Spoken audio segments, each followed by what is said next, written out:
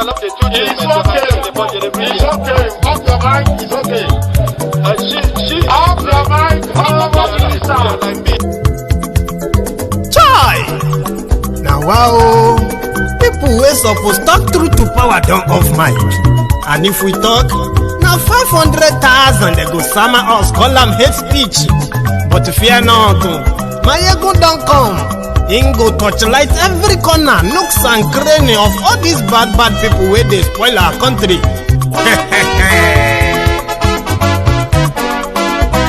So my people make we laugh, oh yo yo. Maiyegun don't come, oh yo yo. My people make we shout, oh yo yo. Maiyegun don't come, oh yo yo.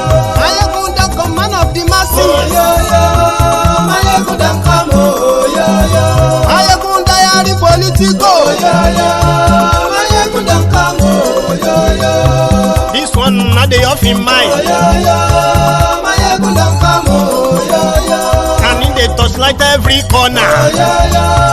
Maiyegun don't come, oh yo yo. Okay, some people be they holla say they want the power. Chai, them be promise us say we go get light and power.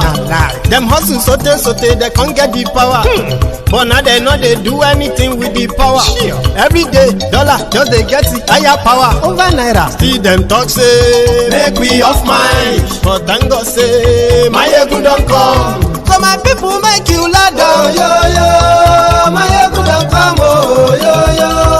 My people make we shout, oh yo yo. Maiyegun don't come, oh yo yo. Maiyegun don't come, man of the masses, oh yo yo. Maiyegun don't come, oh yo yo. Maiyegun Diary Politico, oh yo yo. Maiyegun don't come, oh yo yo. This one not they off in mind, oh yo yo. Maiyegun don't come, oh yo yo. Person where they do evil, no one make person talk. Them say that Maiyegun, that man too they talk. He too they talk. Say Maiyegun Diary, he they hot like pepper. But every day then they take money in bulk. Woman picking they the street they hawk. Still them talk say make we no talk. But thank God say Maiyegun don't come. So my people make you laugh, oh yo yo. Maiyegun don't come, oh yo yo. My people make you shout, oh yo yo. Maiyegun don't come, oh yo yo. Maiyegun don't come, man up.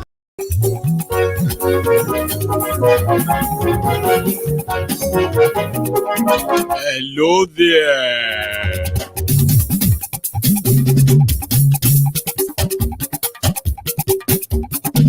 Maiyegun làwa mọ̀ làmọ̀ tó dòdòdò.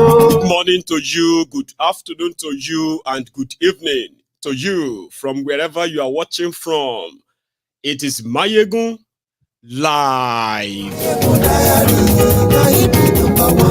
Maiyegun ti dé o, ọ̀rẹ́ ara yìí. Merry Christmas to all of us. Lórí Facebook, lórí. And you are welcome to the Temple of Truth on the eve of Christmas. Maiyegun dá wa sí. Read the caption of the broadcast. Read the description as well. Share the broadcast. Pay your offering, which is like the broadcast before you settle down tonight. Àní Maiyegun máa wí. Maiyegun Diary, Maiyegun number one. Ó sì tún ṣe eré wàá gbọ́ níbẹ̀ o. Maiyegun Diary, Maiyegun number one. Maiyegun Diary, Diary Politico. Maiyegun Diary, Maiyegun number one. Tonight is going to be pretty much like unmasking the newly packaged propaganda of APC. Egbekegbe, like the abracadabra. When they show you one hand, Baba, millions are going on the other hand, oh. And that is exactly the game they are about to play you. And I will be here to remind you.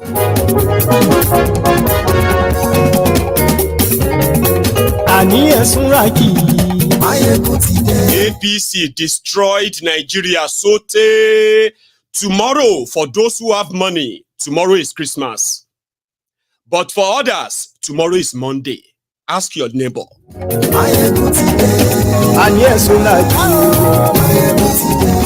Lórí YouTube.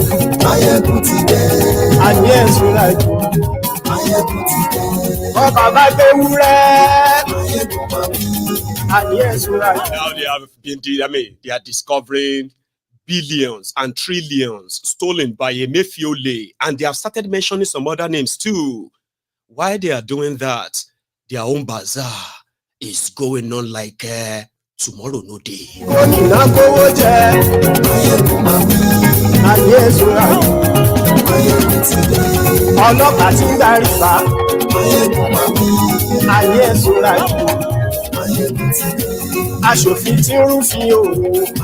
Thank you. Share this broadcast.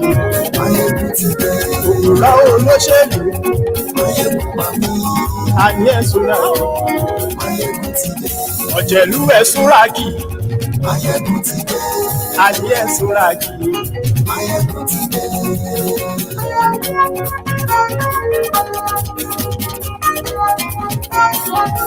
Maiyegun ti dé. Ó ti dé. Yeah, sorry if that I was not here last night. You know, see, I'm just still recovering and all of that, okay? So I'm kind of taking it slow. Maybe one day on, one day off. But we'll see. So good evening to you, good morning to you, and good afternoon to you from wherever you are watching from. It is Maiyegun live. And I hope you have actually read the caption as well, right? Read the description of the broadcast. Shared it. Have you? Thank you. Martinelli is here with us tonight, like the director Scott and everyone else.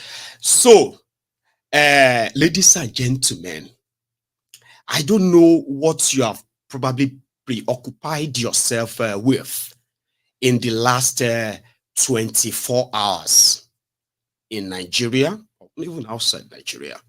But somehow, some of you probably saw the flash of the news that Diezani was returning back to Nigeria. Well, I mean, Diezani begged Tinubu to let her come back to Nigeria because she is dying of cancer.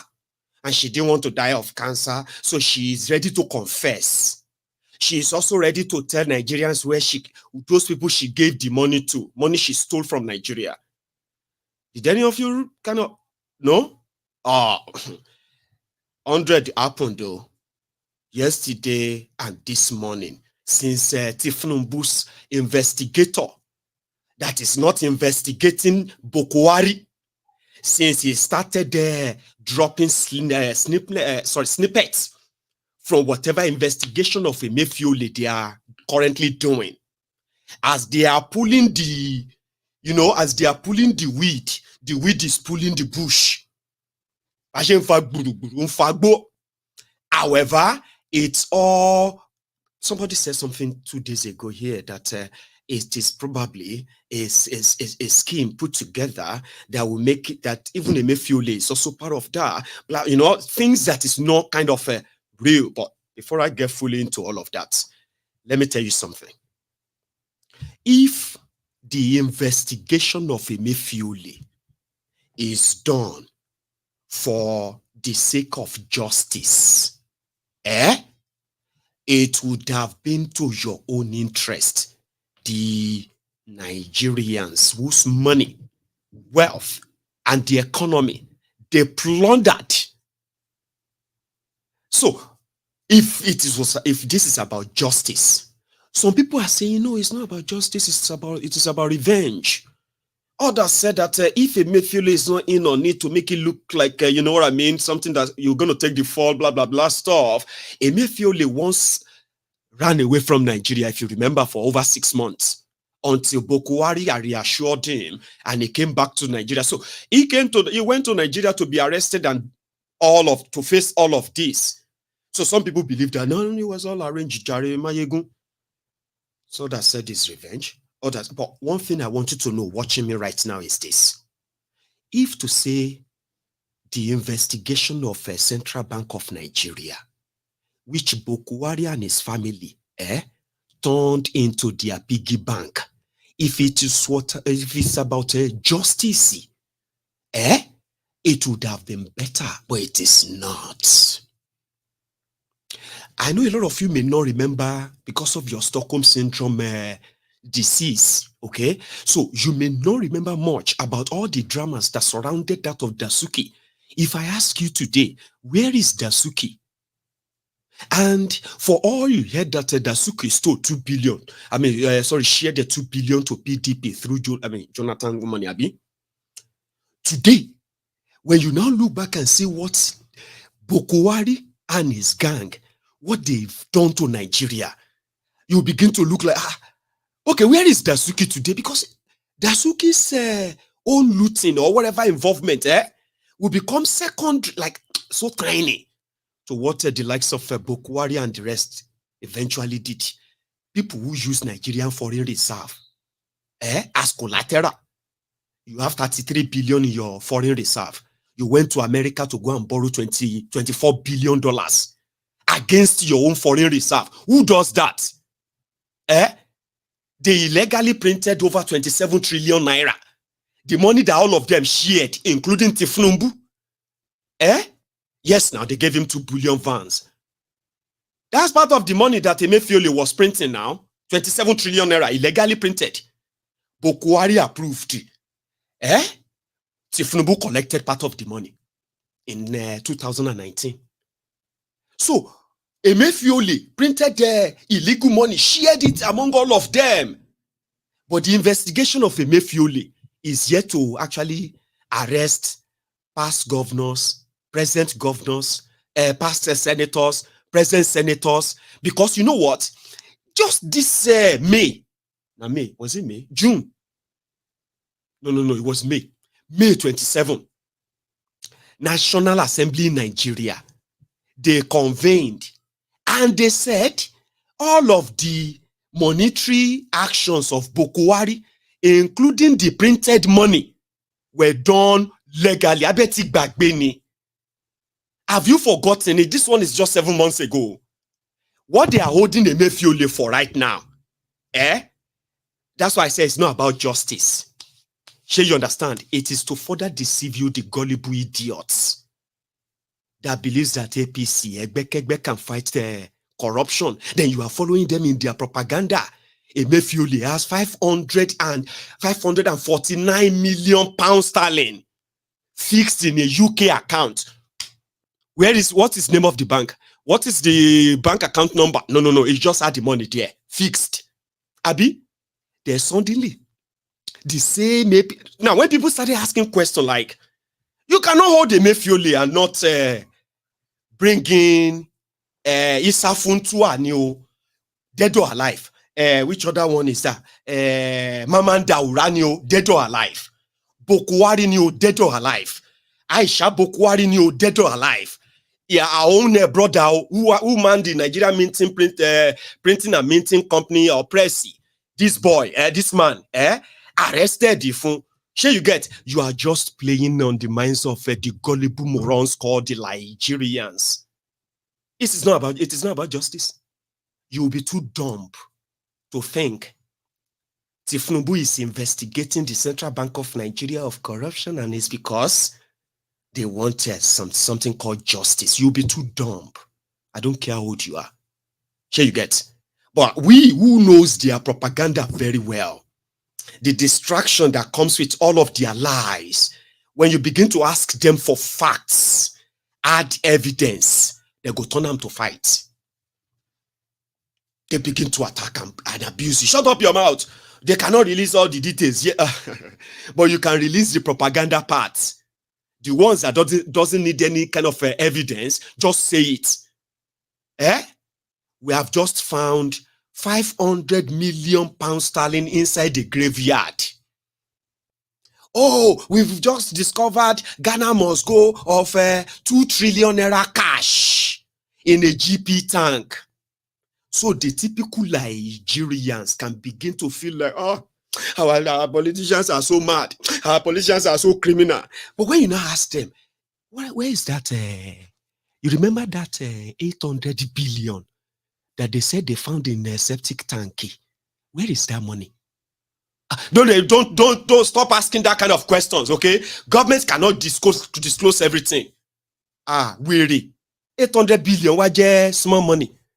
Where is it? Diezani stole 90 billion. Dumbo Nigerians, because APC told them that. Now, Diezani is in the UK. For 8 straight years, Buhari government in Malamu, not even like by error, told the UK government that they wanted Diezani back in Nigeria for all her crime. But in Nigeria, Diezani's photo is all over their newspapers. As they are finding the golden bra that is worth £1 million. They are finding the golden bomb that Diezani invested money. If you see jewelries, yeah, Diezani just bought a bathtub, and all their media houses in Nigeria filled with all of that. But here in the UK, Diezani claimed that she had cancer. I remember that time. And you see, people can have cancer and get ill. Listen to me. There are those I have people who have suffered cancer in this country who are very close to me. But you know, cancer varies. Here you get. But when Diezani and Dele Momodu put up their Nollywood scene action, they can't go paint Diezani like person will go die in 3 months. This was in 2015, 16, 8 years ago. But Diezani knows Nigerians. Here you get 90 billion. They said Diezani stole 90 billion.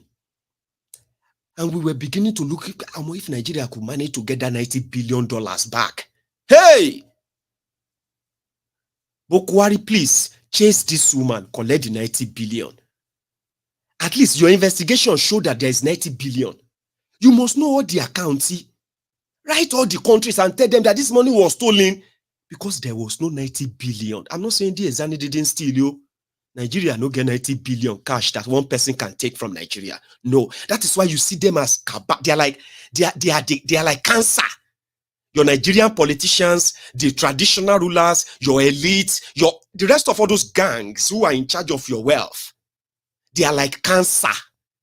Okay? They continue to eat and eat and eat and eat the host until the host will die. The host is Nigeria. Nigeria will die in the hands of these criminals. It's just a matter of time. Here you get 90 billion Nigeria no get to. But what exactly did you find that Jonathan stole? How much? Where? So that at least pursue them. Get the money back. We didn't know. Well, I knew the intention is not to get any money back for anybody. Malamu became the Attorney General of Nigeria.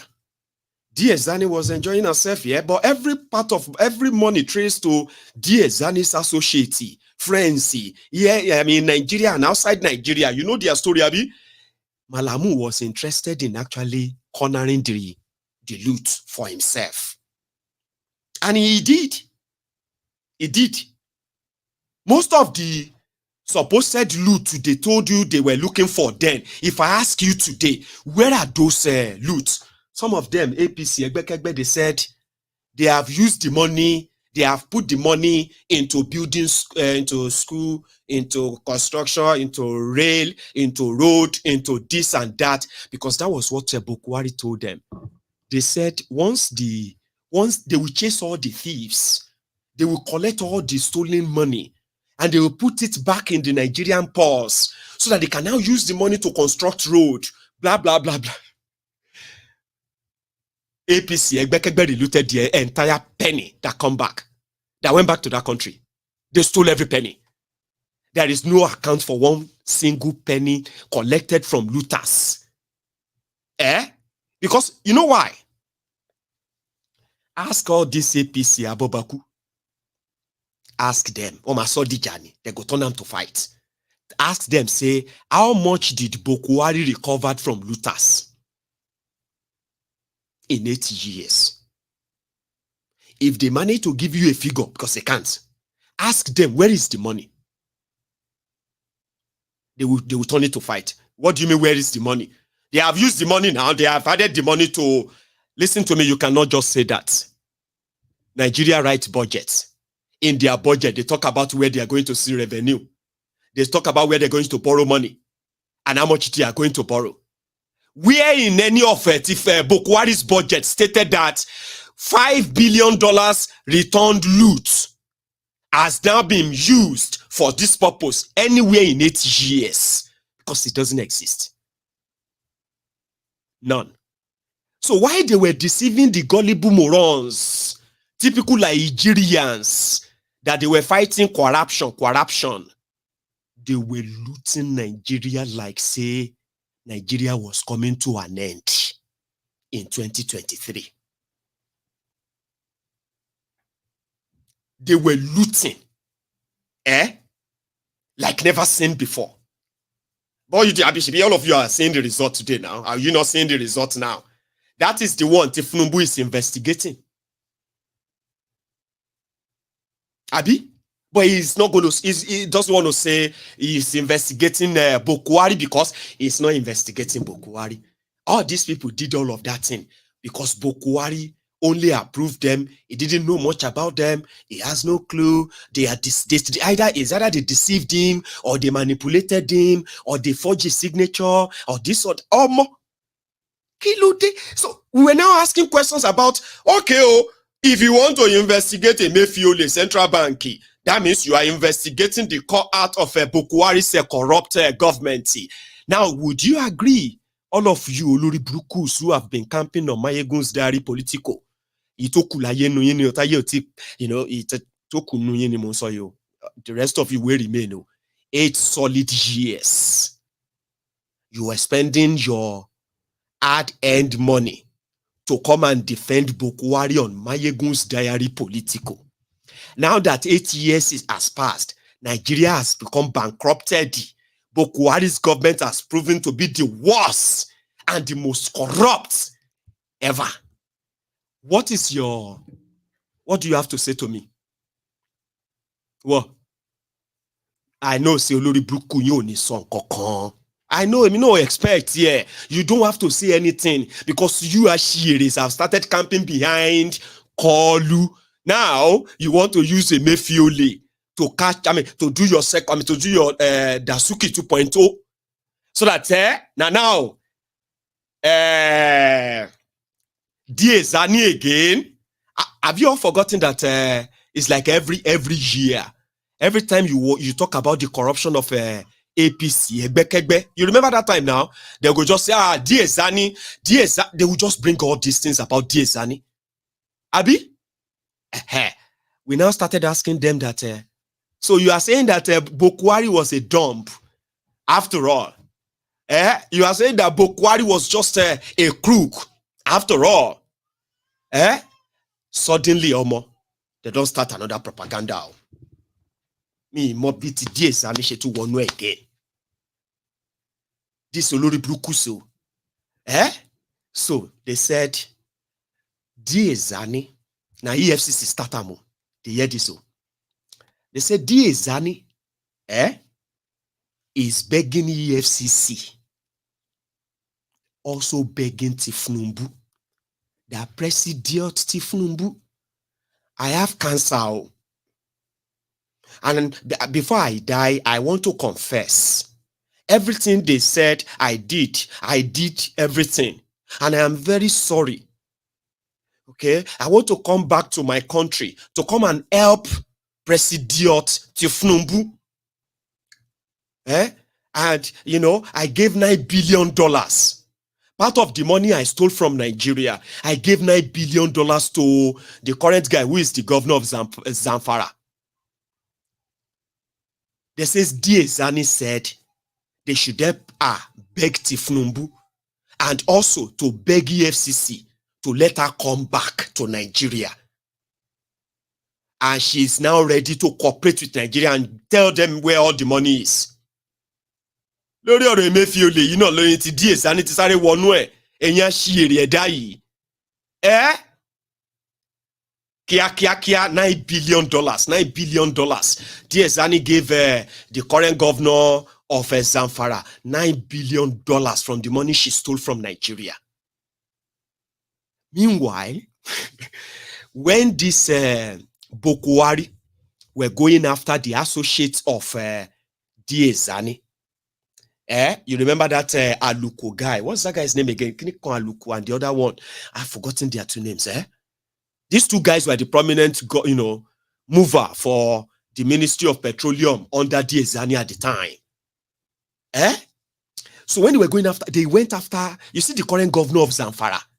They said one of the associates of Diezani deposited 9 billion naira in one bank account in First Bank.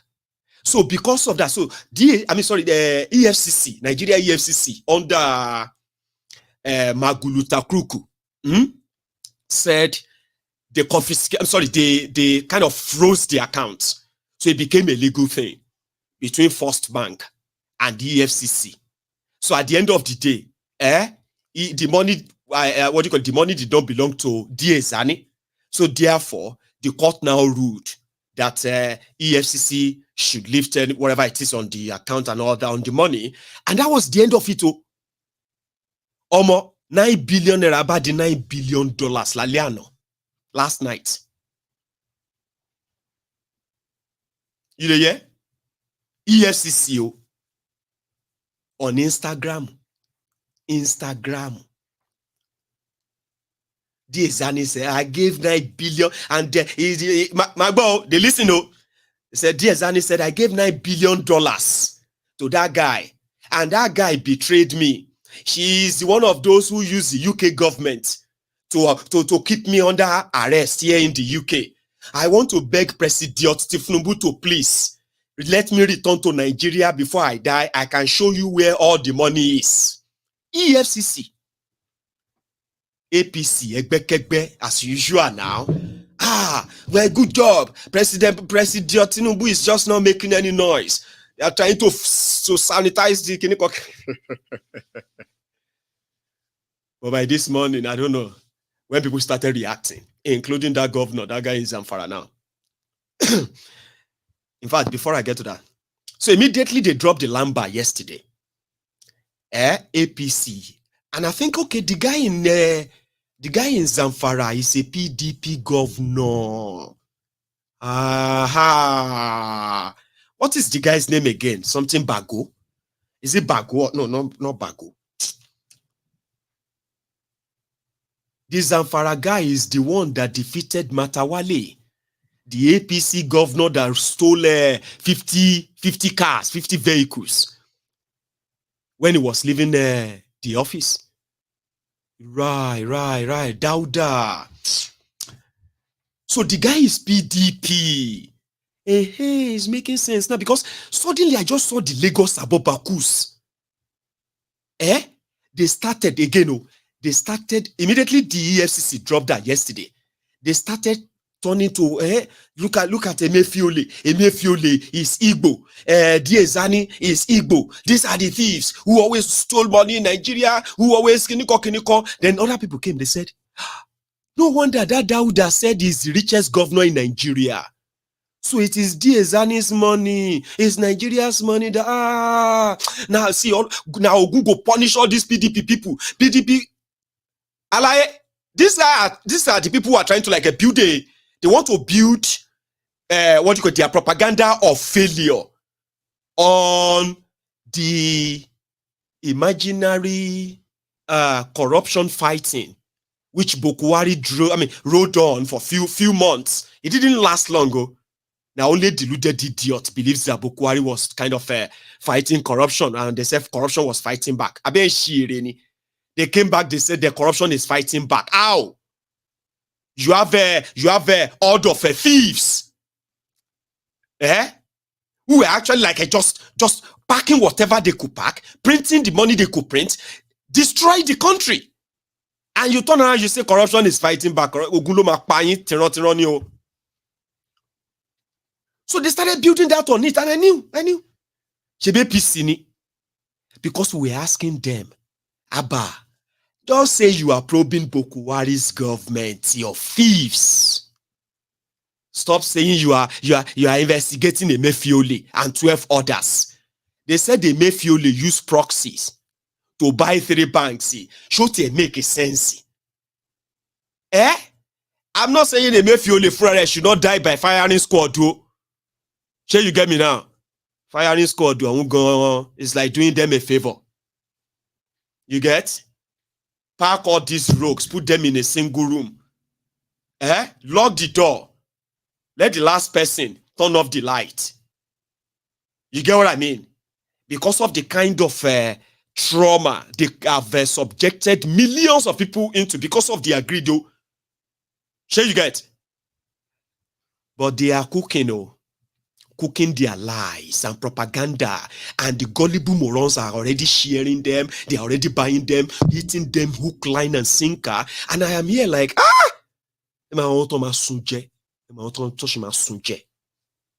they spent 4 years telling you about PDP corruption. By the time they are done with you, you are the bottom barrel. Bottom barrel. The bottom. Some of you have even sunk into the ground with what they have done to you in 8 years. Today, as they are telling you about investigating Emefiole and all of that stuff, they are looting you like, say, tomorrow no day. Am I ready now? Is it not Maiyegun? And is this not the diary? Kokimpe ojulomang pesi. So Emefiole, they said Emefiole bought 3 banks. Hey, this guy mad. This Emefiole mad or madder than Dasuki. Hey, central bank governor, because he has stolen so much money under Buhari, he now used the money to send some people to go and buy banks. And there are already people saying things that believes them. APC. You see, that's why I said that this whole thing is not about justice. All right? It is a cover-up, a distraction from other horrible things they are already doing to you. You who is following all the lies, you are not following anything. No. You are being distracted and taking your mind into, Emefiole self. How can you imagine? Emefiole self. You are not even saying Buhari. You are not mentioning Aisha. You are not mentioning, what do you call Malamu. You are not mentioning others, Abi. It is deliberate. So making no come be like, say, be like, say, the two ask too much question, Abi. They can't drop another number. In Otewa pain, saying, it is them versus them. You hear the number. Remember yesterday when I said, they said the investigator said, Emefiole released $6.3 million to election observers. Who are the election observers that collected $6.3 million? Is it the ECOWAS? Is it the ECOMOGI? Is it the NOCOWAS? Which one? Collect? Abi na EU. Che na EU. Abi UK. Abi US. We don't know. Now, so they can't drop the follow-up to they say there is CCTV. Investigator to Lagbara. They call a special investigator. You have no idea. In case that's why I told you that I'm just going to gist you about all their propaganda tonight. And if you have seen some of them, well, you are welcome to the party then. Special investigator Obaze. Say, we have evidence, CCTV evidence, where Emefiole and Boss Mustafa. Another person. Tell us about him. Who's that? Boss Mustafa. That's the secretary to the government of the federation. Okay? They nearly retained this guy in Tinubu's government. Oh yeah. What did he do? Say, almost CCTV video. This guy and Emefiole. This is Boss Mustafa. Under Buhari is the SGF, secretary to the government of the federation. Why this guy? Where they raise in hand like person, you know, they say, where is that? Let all the criminals in the room raise up their hands. You see that one in the middle? That one is the central bank governor. This one is the SGF. They can't say they saw the two of them. APC Onikure. They said they saw two of them. They were loading $6.3 million cash from the vault of the Central Bank of Nigeria. CCTV. Okay, cash. See, yeah, cash. But we are not going to release it to the public. Do you get that? Okay, that's kind of that's some like a CSI unit investigation. Oh yeah, special investigator, tell us more. They said that from what they found out, even though you see this Aisha and her brother, Aisha made her brother, the director of the Nigeria printing and minting press. This guy pressing phone, sure you get. So from the record, they said, now this guy printed the new Nigeria notes. This is the guy that was supposed to have been the one to print, who have printed the new notes. Aisha brother, okay? Now the guy said, the investigator, that with what they found inside the central bank, they will need to clear all of these new notes. You cannot spend that money anymore. They haven't announced it too. I just make I tell you, in case if you have not heard, they are already now the special investigator. Boss Mustafa was loading dollars to go and give to election observers in 2023 election. He had deep, bro. So Boss Mustafa was like, can you me care? No, I did not do anything like that too. I said, you don't worry, propaganda, you go consume yourselves. Ye shall consume yourselves, and it is called press self-destruct button. It's a game of power now. It's just that the real victims probably will continue to feel like this is it's not a game. We are talking about those who ruined $1 trillion economy, a supposed even $100 trillion economy country. They reduce it into a beggarly one, Bambi Allah, all over the world, a disgrace because of their greed and the rest. But hey, Emefiole, who happened to be the destructive, part of that, they now said Emefiole paid £230,000 to go and print the new Naira note. And as it is, Emefiole did not even print enough because they stole the money that is meant to use to be you know about APC to APC. Emma Parayene Togun ban jẹ́ ti Ọlọ́run, ti àwọn alálẹ̀ẹ́lẹ̀ Yorùbá, tí wọ́n tán wà o níbikíbi tí wọ́n wà báyìí tó ń gbọ́ wa yìí o, ẹ máa parun last ní APC. At every one of you that associate with them, ẹ máa parun ni. Because you have no idea what these people represent. They represent ruin, destruction, poverty. And you see anywhere where they say people who actually intentionally work in promoting and entrenching poverty, enemy of humanity, whatever you have, you should declare war on them. If you understand it, new. So yeah, they are going to pack your new note out of the circulation soon. You know those all your colored notes, or your palaro notes, Naira, it's worthless, worthless anyway. They are planning to pack everything away. So it is then that the boss Mustafa was like, me, pack money. How? I know they work for Central Bank. Yeah, we saw you. There's a CCTV. There's a camera. I immediately Emefiole opened the vault and they started loading the dollars. You were there. We saw you. You were loading the dollars too. Okay, where is the video? No, it's confidential. But guess what? News don't enter town. Tinubu is investigating corruption.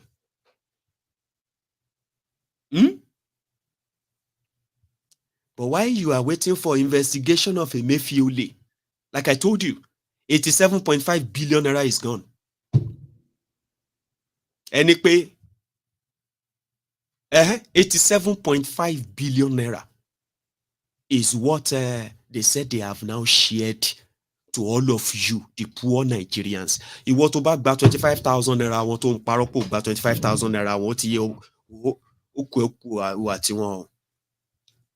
they say they have given Many of you, 25, 25, 25,000, 25,000, 25,000, 25,000, 87.5 billion naira gone.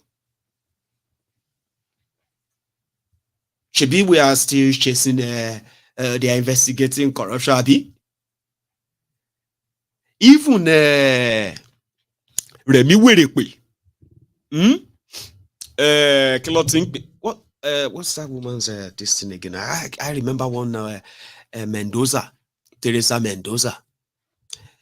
You know Teresa Mendoza of Abuja? That should be the title of Remi Werekwe. Teresa Mendoza. All of you who have watched that South American, what do you call it? You will know Teresa Mendoza. She is the leader of all the drug cartel from all the Mexico, all those areas everywhere. So I think with Teresa, you know who I'm talking about. Too. I'm not going to call him Remi Werekwe anymore. Teresa Mendoza Abuja, Iyawo Kolu also shared 950 million naira. Hey! 950 million naira to elderly people. Can't knock off share Christmas. Queen of the South, God bless you. Princess, if I'm at the ring, see, I bet it's like everybody come and joke, you know. Thank you, Jarisha. Queen of the South to Teresa. 950 million. Meanwhile, in May, the same Teresa Mendoza, Abuja, said that it was a shitty man's wife that she had to borrow 2 million naira from because they were so broke. Now, 4 or 5 months after that, after supplementary budget, Teresa has the low daku 950 lo share lano 950 million naira no share. They sit in a room. They will sit inside the room. They will share your money. Then they will come out and said, we have given all the money to Nigerians, the poorest Nigerians. Oh yeah, bring evidence of those who collected the money. Oh my so Diezanni. They go start fighting you. Go to the ministry and ask now. Why don't you just go? Why don't you go to Abuja and go and get that? Say, now you come here, can't tell me say they don't share 87.5 billion. God knows, say you have no collecto. Shishi won't fuel. But you are on this platform right now. You probably will be fighting for it. And now I know a woman in my village. I know Lori Bruku, you know you know one woman or one man. No. But it is not you. Suffering and smiling, suffer heady. Somebody said to me today, and this was probably like I think it was in this afternoon when I was coming back from the salon. And I was just doing my own thing in my car, like, you know, listening to music and all of that stuff. And one of the commenters was like, Maiyegun, there is this Christmas, so do give away. And I was like, listen, there's something I've discovered about this online. You see me, I'm getting old, though. Sure you get, I'm getting old, and very soon I'm going to probably add me to those who destroy Nigeria. Now all this these old people, all of you who are like all these elderly people, I say, Emi elderly. Maiyegun gba ni mo ti wa sare di elderly. Maiyegun not in dagba. Omorun ko be. You see this social media? I have been on the street for a while. Seriously, I have been. And one thing I have discovered is that social media can make you feel guilty for what you didn't do. You want me to explain? I will explain. The social media can make you feel like for somebody who is going to bed tonight without food, it is your fault. Social media can make you feel like that. And it can hit you so much that you will become a philanthropist on social media. Not be say you are a billionaire or anything, no. Sure you get. Some people don't even get anything.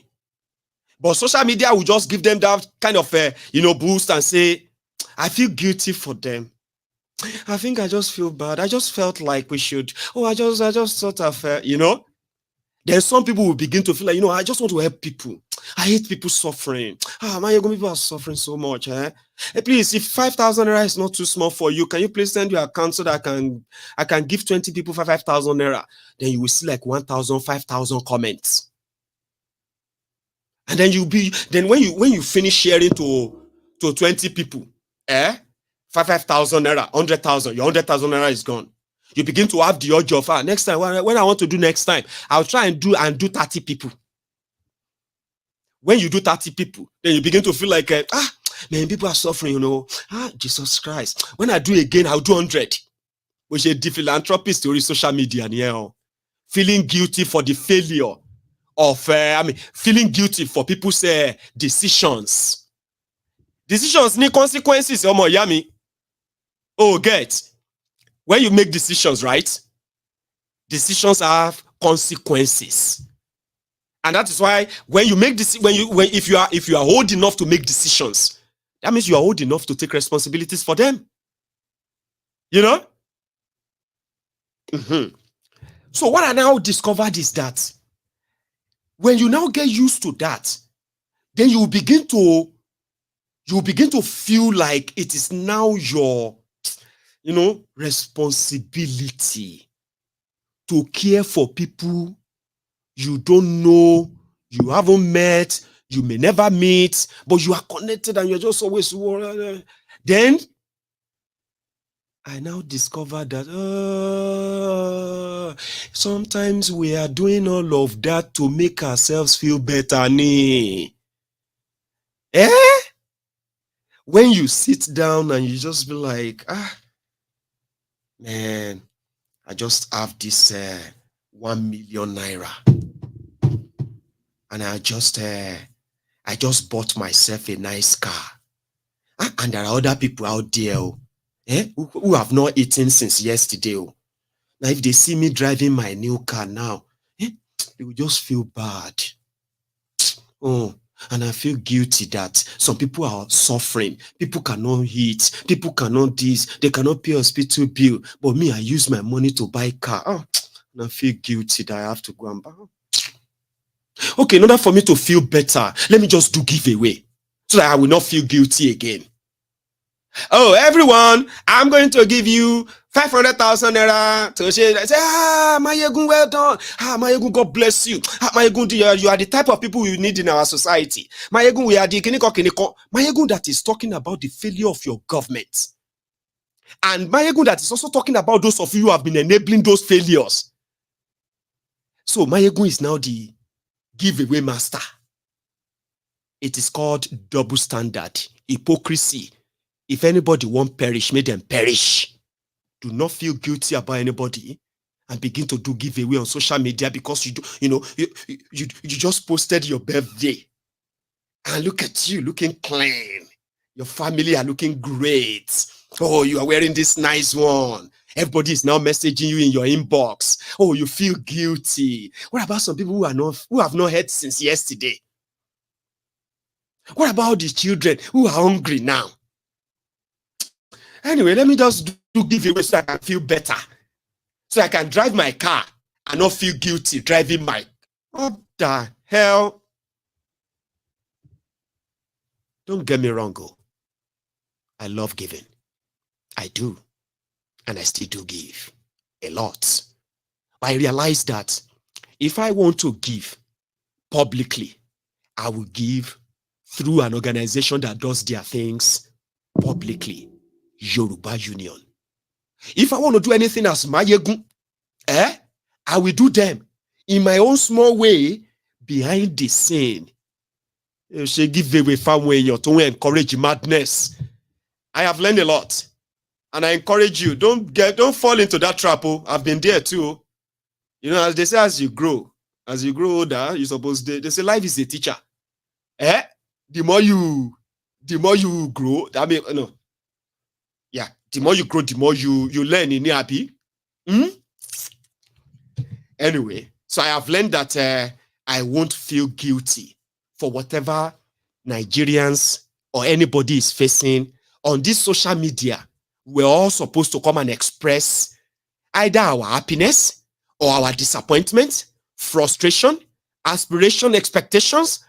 Do not lie about Nigeria when you are suffering in the place. Stop saying God will fix it. And then you begin to look for people who will carry the burden of subsidizing your failure. Help me, help me. I help people. I'm just saying that the mentality of you thinking, helping Nigerians on social media, giving them this free giveaway, give this giveaway, support this giveaway, and all of that nonsense. If you think that is not your own direct way of contributing to the uselessness of Nigerians, see, I just told you now. I just did. We are contributing to their uselessness. And it is ideal not to that way. Here you get. You are in a place where they rub you so blind. And you are so confused that sometimes you'll be asking, what do you want us to do? No, to do. If what these guys did in Nigeria, like Charade put it, if that happened in America, apart from people who will be going to jail, American economy would have collapsed. Go on, Shere. Show. Nobody here wants to hear that for the first time in the history of this country, Central Bank Governor of Nigeria was declared a terrorist. If it happened in America, the stock market will collapse. I'm telling you. But all of you are pretending that your central bank governor and those who are managing your monetary policies are doing your bidding. They are not. They are just glorified through the change organizations. And until the Nigerian economy serves the Nigerian people in such a way that the Norwegian economy serves the Norwegian people, what they call Nordic socialism, you are not going to get anywhere. Nobody here wants to hear. Do you get what I'm saying now?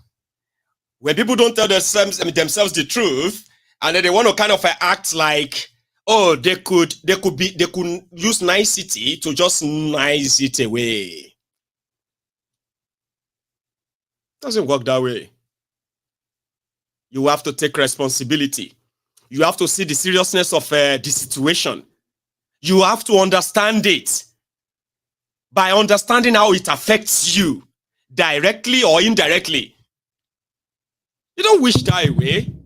And then, come around and say, we all need to do kiniko together. Together with who? Criminals. Career criminals. Their decisions ruins businesses, ruins lives. And if there's anything Tinubu owes you like at all, it doesn't owe you anything. No. If there's anything at all, it will be to actually indeed arrest Buhari and every member of his dubious, destructive government. You see this woman? That is Shadia Farouk. You see this one, This one alone expended over 1.8 trillion naira on top say that they fight poverty in Nigeria. See this one? Then you look at this. Ashishe Buhari and Ashishe's brother here. Now, when you see, okay, this one is not one of them. This one is Boss Mustafa and all that, right? Okay. They all have same thing in common. Make a list them. They are from northern Nigeria. They are Fulani and other tribes too from that northern Nigeria. They are Muslims, Shongbo, and they are thieves. So when this poor little alimajiri, what do you call it? All this little jihadisti, when they come on social media to say they are fighting for Allah, and they are burning people, killing people in the name of Prophet Muhammad, say because they blaspheme, oh, that one is haram. Yeah? When they bring out their isba to destroy people's businesses, in the name of Sharia. Haram. Baba, corruption haram fan olori buruku yo. Looting is not haram to these criminals. Oh. Corruption is not haram. Oh. This life of criminality is not really haram to these rogues. Oh. But when you see all of their codeine addicted youth in northern Nigeria,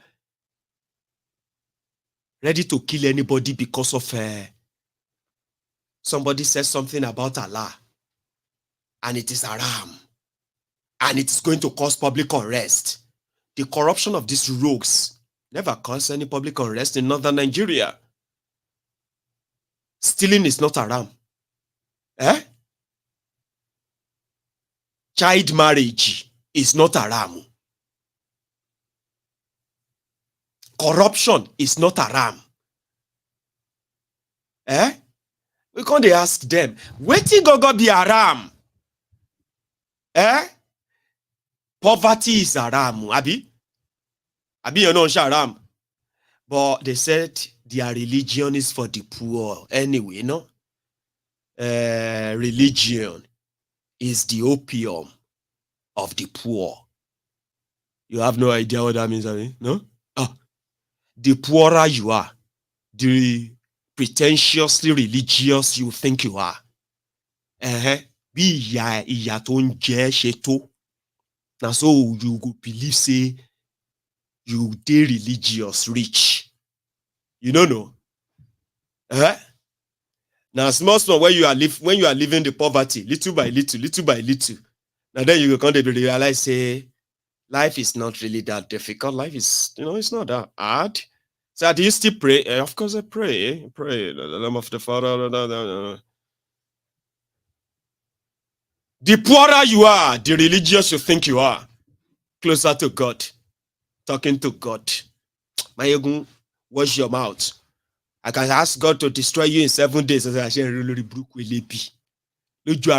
said you are close to God. If I go for 31 days fasting and prayer, weary. Oh Lord,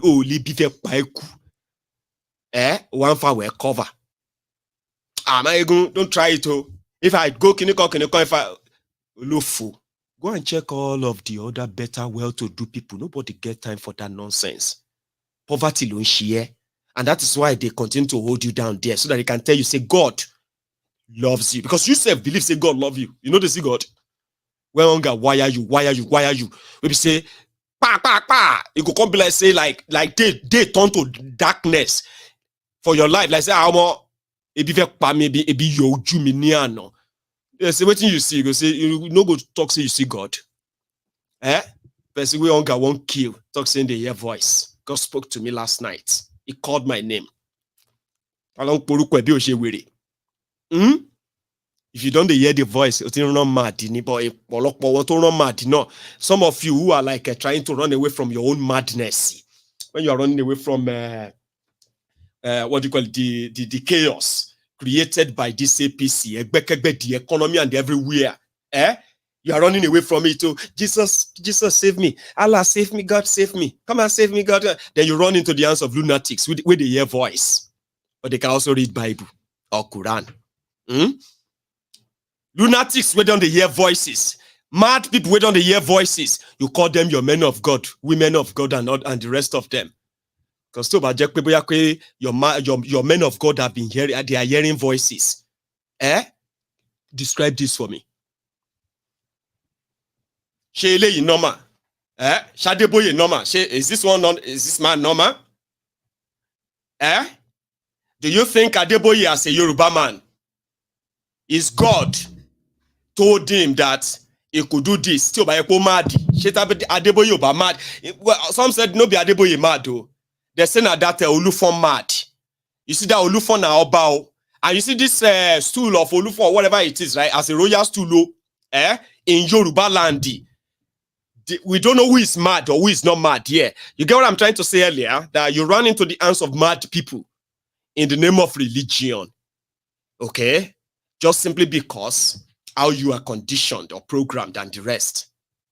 the general overseer of a church, a supposed educated man who should ordinarily have respect for culture, the tradition of his own people. But no. He is from Israel. Adeboye is from Israel. Ara Israeli ni. Awara, you get, I want the Jesus of Israel or Nazareth. So Adeboye went to go and pray for a king. The king left his own stool in Yoruba land. That's why when I look at some of you, who are wasting your energy to use Tinubu and the destruction they have brought to Yoruba land, to now use that to blackmail the Yorubas, trying to make Yorubas believe that Tinubu is anything at all to us in Yoruba land. That's why sometimes I just kind of feel like, man, olórí burúkú ni Ọlọ́run ní ilẹ̀ Yorùbá. Ọba aládé, àwọn ọba Yorùbá, wọ́n á kó adé sórí, wọ́n á lọ kúnlẹ̀ ní Redeem Church lọ́dọ̀ Adébóyè. Wọ́n wá ya photo wọn, royal fathers came to pray in Yoruba land. Èyàn ṣìrè, you are looking for Igbos. You are looking for Igbos to teach a lesson. Why your culture and our tradition, our real thing, are being desecrated in the face of all these foreign gods that they are using to insult us. It's actually insult, a complete insult. It's even more than insult. By some said it's sacrilege. You will see kings, Yoruba kings, Emiomo Yoruba, who knows what makes a king. We know the rituals and all of everything that actually makes a king. Una destroy all of that in the name of your Jesus, to the point that Adeboye went to a palace. A king stood up for him. I bet they are actually clapping, because Adeboye, they said Adeboye represent the Almighty God. She gets. So if a king can stand up for Adeboye to sit, now he's sitting down there now pretending to be, those all of this their fake nonsense. He's sitting down there controlling some spirit. Daddy Gio is in spirit like that. You have no, Daddy Gio is blessing that stool for him. Daddy Gio is making sure that, nobody can remove that man from that seat again. Daddy Gio is praying there. RCCG. If you are following me and you are a member of RCCG, if I say you go have to drop your RCCG weary outside the temple here. Sure, you understand? Now every now and then, Adeboye and this own criminal organization and the rest of them. Now, so every now and then, they will either peace on the poor Nigerians or peace on or P on what Yorubas should hold sacred. Their Jesus is bigger than the stool of Oba in Yoruba land. And a Yoruba man will say that with so much confidence. Yes. Jesus is the Lord. Jesus is the Lord. Is that not why your mad Gio will Adeboye Lojoko so stool Oba Nile Yoruba in Yoruba land? The same Adeboye. Chole Lojoko so stool emir anywhere. Torolori Brukuni. Can Adeboye go and sit on any emir stool like this in northern Nigeria? No, because a useless person was crowned a king. A useless man crowned a king in Yoruba land, stood up from his own stool and put their geo on it to prove what? That is the Nigeria we are talking about. Everything to go, everything has gone like, I don't know. It's like an asylum. It's like mad people have taken over the asylum. Mad people. I don't give a damn. I know. I'm just trying to kind of let me rant you. Let me rant there, because when I see something that I don't feel comfortable with, that's how I rant to whatever you have. You dey hear me? So when you now turn and say, Maiyegun, please wash your mouth. Oh. Okay. We all know what is going on. But a generation should be watching this. All of you who are young people watching me right now. This is not right. Oh. It's not normal. Oh. That is what, when you abuse a system for so long, this is what it will lead to. Yeah? The society where everything goes. The society where there is actually no respect for anything that could be called sacred at all. When you abuse a process for too long. Yoruba Obas and the Yoruba traditional stools, they have nothing to do with your Jesus or with your Allah.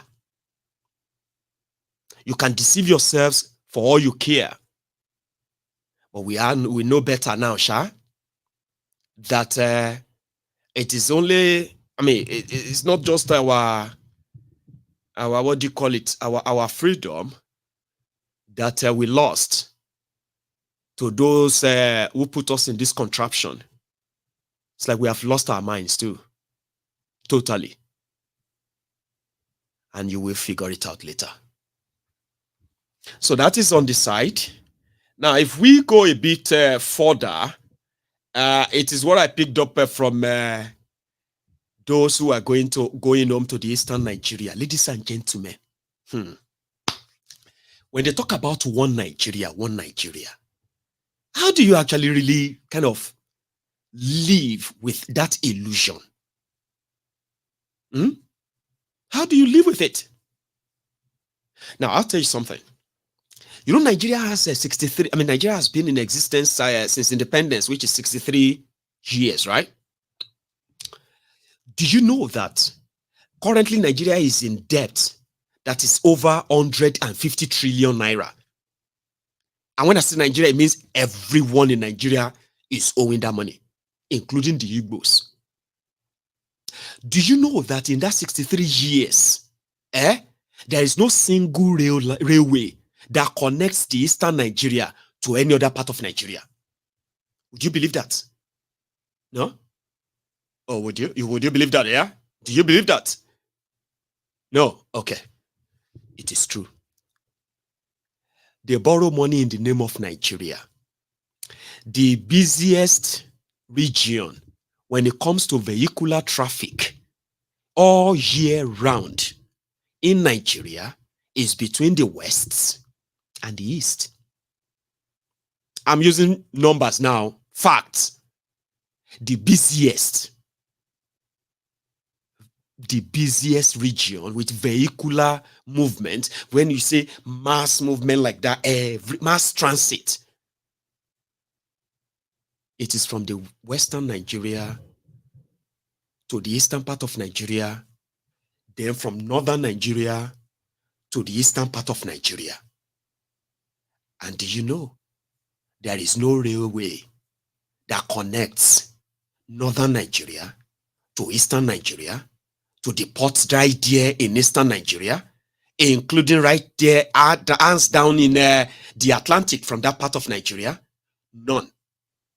There is also no single rail that connects the western Nigeria, which has the highest traffic connection between western and eastern Nigeria every year. There is none.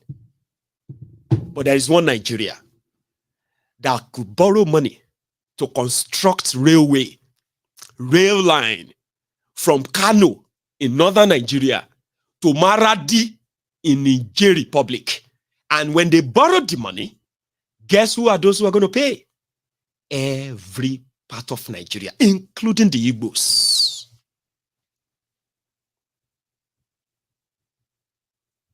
Somebody was like, is that true? Is it true that there's no railway that connects the eastern Nigeria to the... I say, yeah, there's none. Just go on the road. Then some said, and I started seeing the Lagos Abobakus. They were like, don't construct it. If you construct the rail to the eastern Nigeria now, the Igbos will stop coming down to the west. Others said that, the Igbos will just be rushing down to the Oluri Bruku, like the ignorance,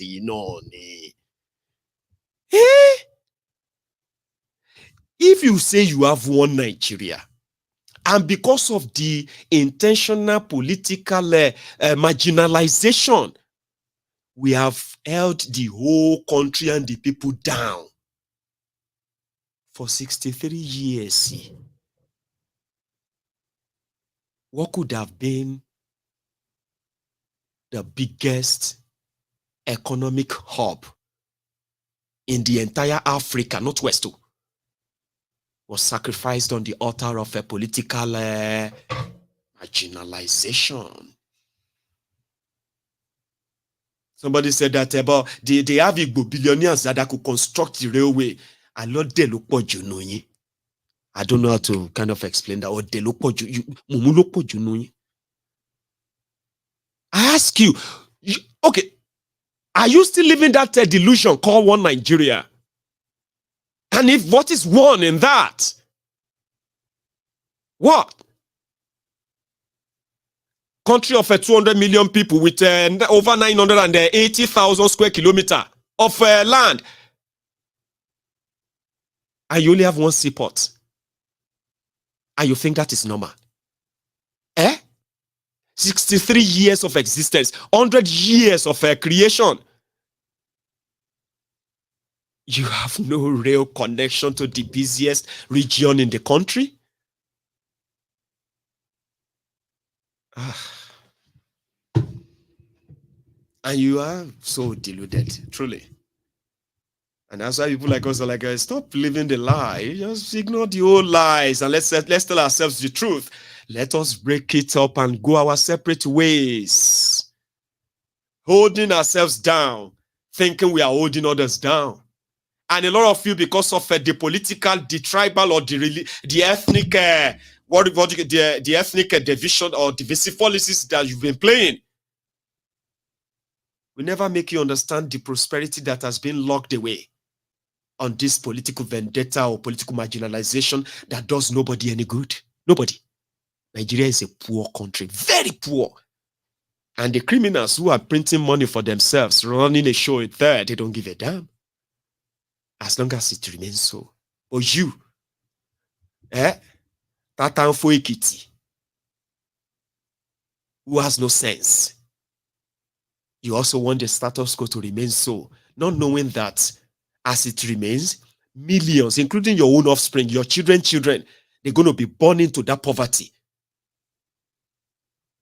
In the poverty they intentionally maintained. So, they said they militarized the whole place. I've said that before. And one of the reasons why people don't like going back is not because of any lies they told you about insecurity. People have been there. And in fact, they are so surprised. They said they want to start spending money now. The Igbo says, we need to start spending money on PR.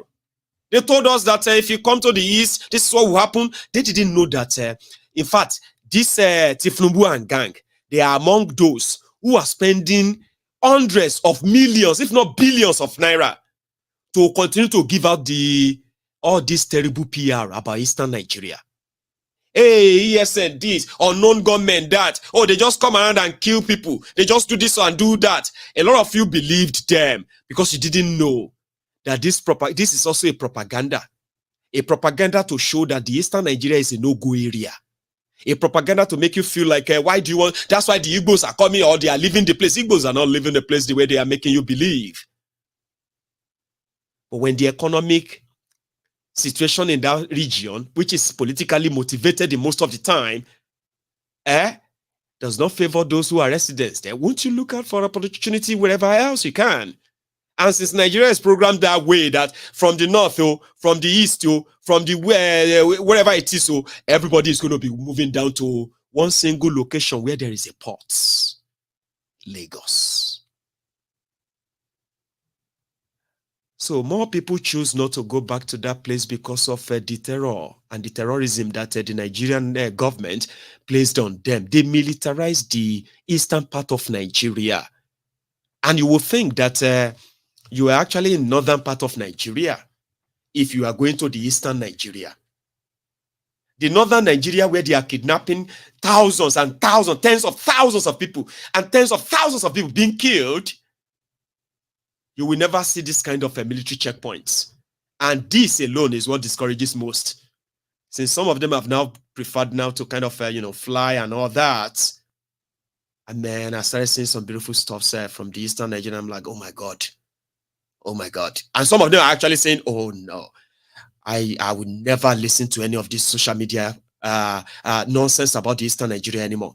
I would never follow all this. You know what I mean? Like Igbos themselves, so disappointed that they've not done this a while back, Abi.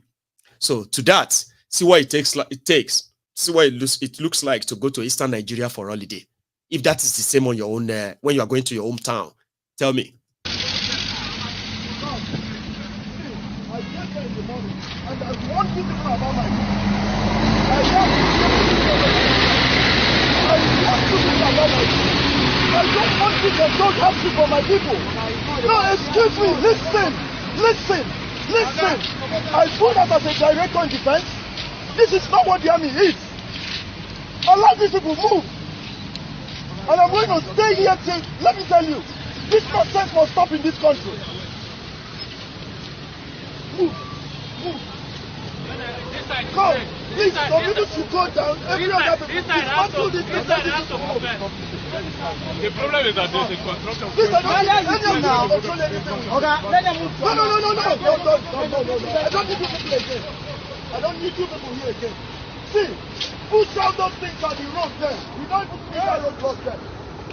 Go down there, push down, let these guys move their way.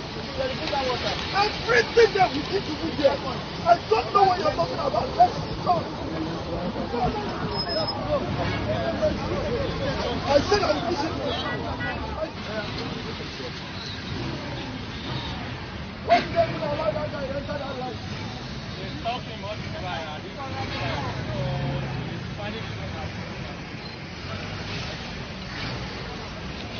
Move. Please move. That guy is too slow now. What's wrong with him now? Come, can you put that guy out of that room? Huh? What's wrong with him?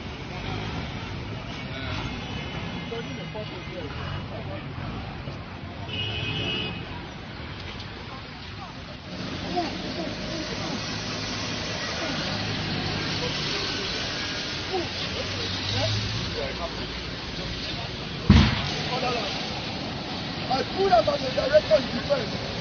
And you can't keep this kind of people here that don't know what life is all about. And they're telling the federal government to stay here. My tax money, my own tax money. We need to speak and talk together, you guys.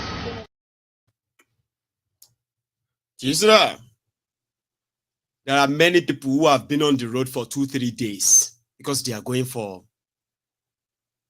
the holidays. All because of different, it's like, between Delta states, between Benin, when you pass Do Benin, right?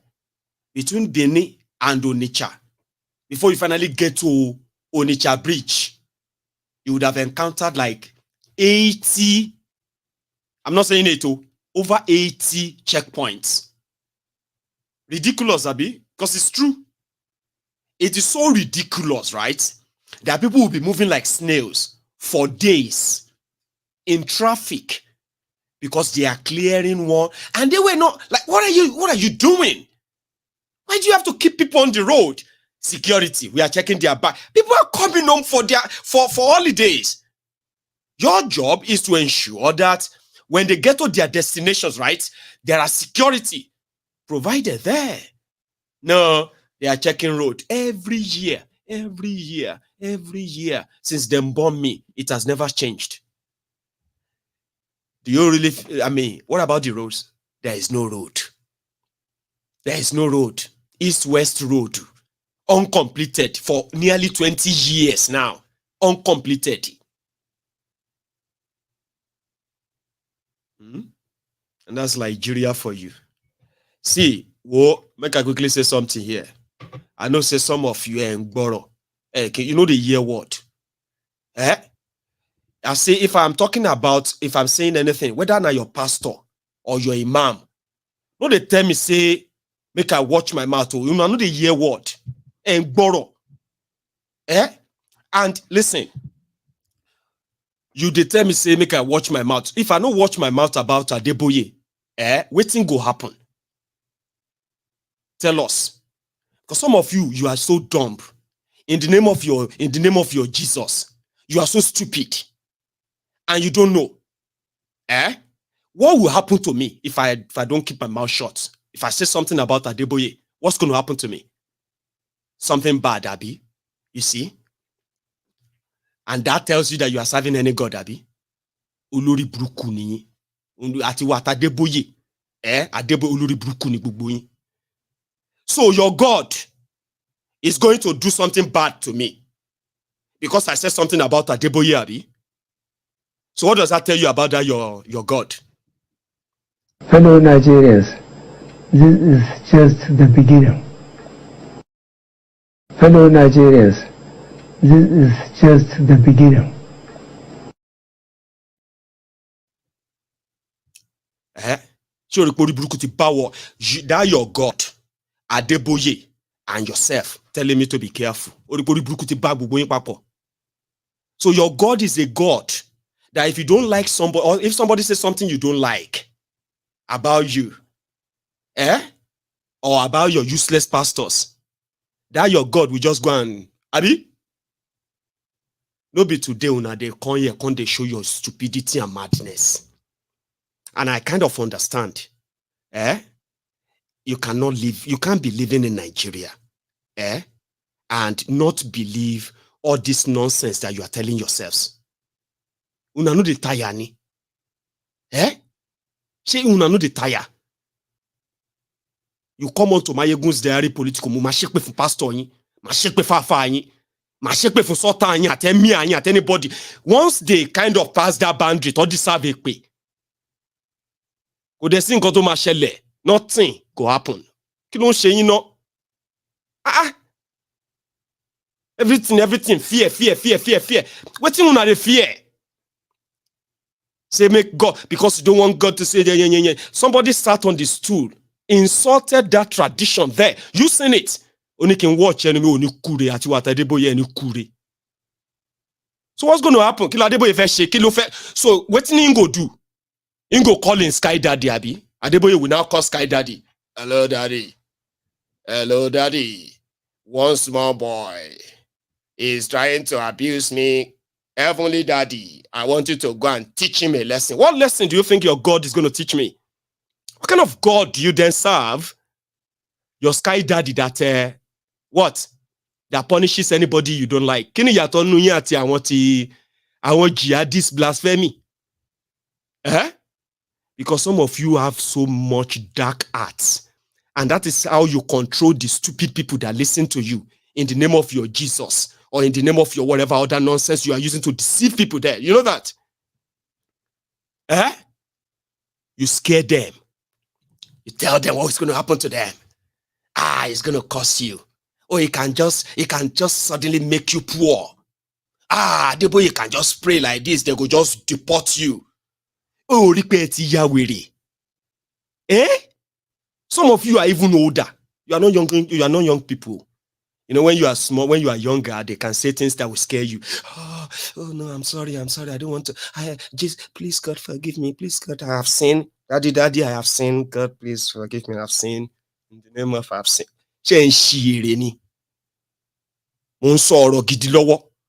You won't come to drop that your usual fear. They think deceive you.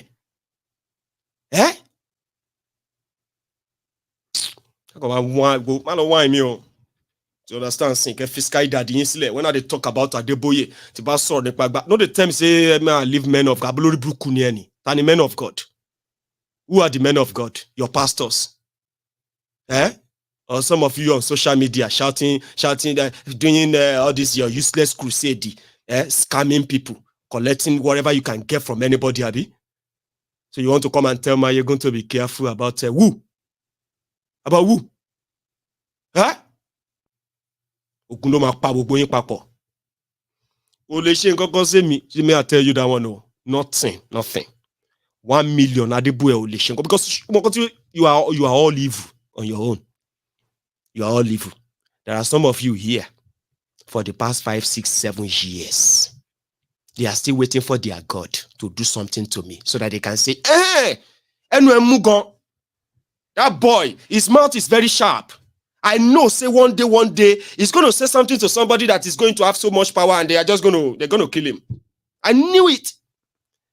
So how come then you say you are a godly person? That whoever says something you don't like, who says something about your useless pastors that you don't like, you just call on God to destroy them so that you can go to church and do Thanksgiving, Abi. Say, praise God. Everybody, hallelujah. I have a testimony. Say, hey, okay. There is this young man, very lousy, very disrespectful. He doesn't fear anybody. He doesn't. So when I woke up this morning, I just discovered that they have shut down his channel. So you go and do Thanksgiving because something terrible happens to me. That is the response from your God, Abi. Oluri burukuni. And Sofa Deboyebe. Just like this Akuri Nigalailai, he had this to say. Everywhere we go in the world, we're ambassadors, not those people who pass through Senate confirmation. Every last one of us, 200 million plus, we are all ambassadors of our country the moment we step outside. And how we communicate about ourselves and to ourselves, particularly on global open platforms like Twitter, Facebook, these things matter because people are watching us. Do we respect ourselves? Do we respect our country? Do we have dignity? Do we treat ourselves in an honorable way? People are watching us. And I've always said that, look, we don't want to undermine the very important work His Excellency Mr. President is doing, going around the world, actively courting investment and securing investment, not just asking for it, but getting it. We don't want to undermine that by... Nuisance Lele. Nuisance Lele. Nuisance. You didn't follow me? He's talking about us being ambassadors. I am an ambassador the way I am now. I know they lie. Because why would I want to lie to you for? So that I can win next election, I can win the next what? So we are the people who can say the truth to the face of a wearies who believes that they are not human beings like you.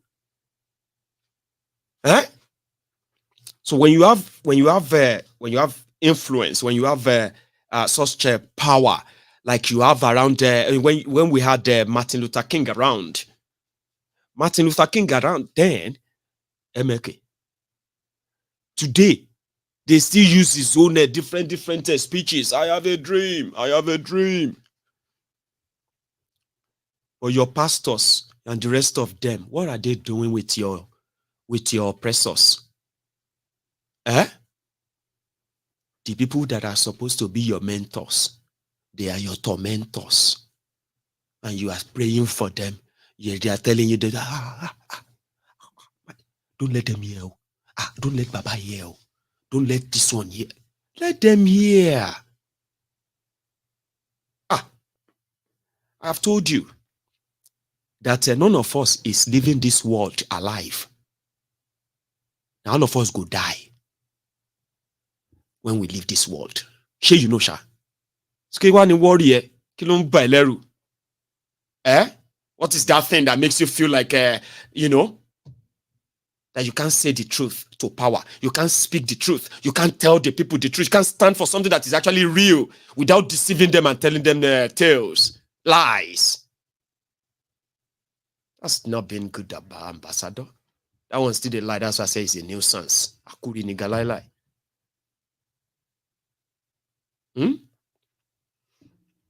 So I'm going to take a break. And then I think I should take calls, okay? Initially, I was going to probably just get ourselves ready for tomorrow, but let's take calls. So I will take up. I'm going to come back for that, okay? So if you're still here with me, you should try and like the broadcast, okay? Like it, if you haven't already, share it. If you haven't as well, I would have called it the Sunday sermon, right? It doesn't really matter. The message is passed, okay? When I get back out, I'll take us.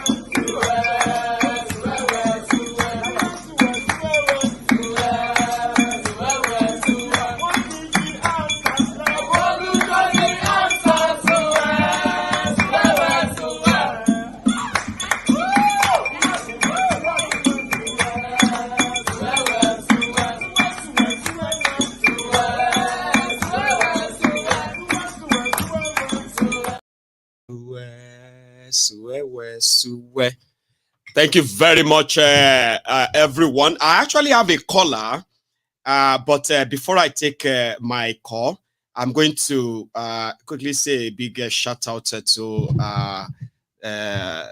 should I use Melody Taiwo? I'm going to go pick that up. So thank you so much. I got your message yesterday, and that's me talking about Ma'am Adeyinka. I'll leave the other part, okay? So thank you so much for that. I got your message on my PayPal yesterday. It's like a Christmas came early too. So thank you. I got that. God bless you. And Merry Christmas to you and to everyone, by the way. Sorry I kept you waiting that long. How are you there? Hello. Hello, Maiyegun. Hello, sir. I hope I'm audible enough. Very audible. Is that Paul? Good. Yes, this is Paul. Paul, it's been a while, Baba. Where have you been? Baba, I do. Anyway, Merry Christmas first, okay, Baba? Yes, Merry Christmas. And Merry Christmas to everyone. I greet everyone. How is the family, Maiyegun? We do. We're like, same old. And I hope, me, I'm just recovering. And I hope I hope your health is much better now. Well, you are the people who can tell me. Or I just don't know. See, Baba, sometimes I'll do this, right? When I'm live like this, I kind of forgot that I'm not well. Like I'm not feeling fine. Until when I am done, then I will begin to feel like, I think I'm feeling it's the passion now. Yeah, but for that 3 hours, everything just disappears. Like, okay. But exactly. Yeah, I'm getting there, Paul. Exactly. Yeah. Well, Maiyegun, the reason why I've been following, but I've just been a little bit busy. That's why I've not been able to call in like I used to. Right. The reason why I actually called in tonight is because you actually touched one of my favorite topics again tonight. Even while you were discussing, or while you were saying ranting, somebody in the comment section, one Kolawole guy, was still saying, yeah, you should not talk like that. You see, I saw that Maiyegun, later now. I've always told you, and I've always maintained to everyone listening to me that the damage religion has done is more than politics. Quote me anywhere, do your investigation, find out anything you want to find out. The damage that religion has done to Nigeria, to Africa, is far more, is monumental. Politics is very minimal. Religion will not, even Jesus Christ himself was not a religious person. Religion will not let you think straight. It blocks the mind. It blocks the sense of reasoning. A crowned king stood from his stool. Even Jesus Christ in the Bible, educated Geo sat on it even and Jesus, took pictures. Maiyegun, even Jesus Christ in the Bible said, I have not come to change the old, I have come to fulfill. Meaning he understood that there are things of the past that are still there. How can a Geo be sitting on the seat of a crown? Even Jesus Christ did not go and tell Herod that, Herod, come down from your seat, I want to sit down there. That is the stupidity of religion, the senselessness it has given us. It doesn't give us any reason to think. The Bible, being spiritual does not make you foolish. It is supposed to give you a higher level of reasoning. That is what it does. Look at all the countries in the world today, Maiyegun. Which of them is as religious as Nigeria? Well, which of them, even US, which of them is as religious as Nigeria? Religious as Nigeria, now. But look at how Nigeria is drowning by the minute, drowning and drowning. And to ourselves, we believe we are praying to God. I keep asking people, if really we are praying to God, then why is the country sinking? Is God deaf? He said it in Isaiah that I am not deaf. It's not as if I can't hear you, but your sins are taking you far away from me. And what are the sins? The way we've continued to empower these fools that are ruling, to empower these charlatans, calling themselves politicians, calling themselves men of God, calling themselves royal fathers, all whining and dining together in the same pool. And we continue to revere them. We continue to respect them. I was listening to Prince Adewale, that's African Wahala. He said it that day, Maiyegun, when he called. He said, stop respecting these fools. Stop respecting these idiots. They are not people worth your respect. Be a follower of Christ. Don't be religious. I am a Christian, Maiyegun. I'm speaking as a Christian. I know now. I believe in Jesus Christ. Yourself, so which means that you know what you're talking about. Yes, but I am not stupid, Maiyegun. I am not foolish. I keep telling people, if truly everything about us has to be religious, if truly everything about our lives has to follow prayer, has to follow this, has to follow that, Maiyegun, tell me why we need a brain. Why did God place a brain in our head if truly we have to do everything with religious, with a spiritual mind? Jobless people. Why is that? Ask yourself that question. If you are listening to me tonight, ask yourself that question. Why is there a brain? Why did God create you with a mind, with a sense of thought, with a sense of creativity? Why do you have those things if truly everything has to be spiritual? You see, religion has made us completely foolish. Completely foolish. The idiocy about religion is like not just unbelievable. Scared as well.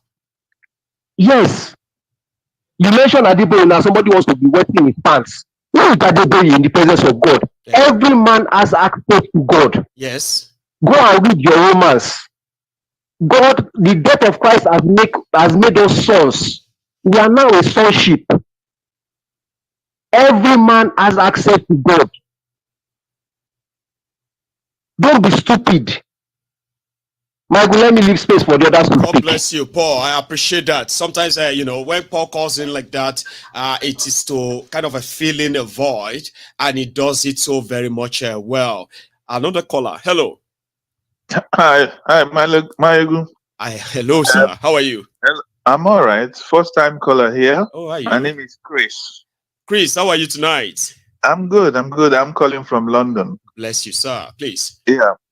You see, I've watched your program several times, and you know, just a great opportunity to talk to you, to tell you that look, I'm enjoying what most of the things you said, if not all, are the truth.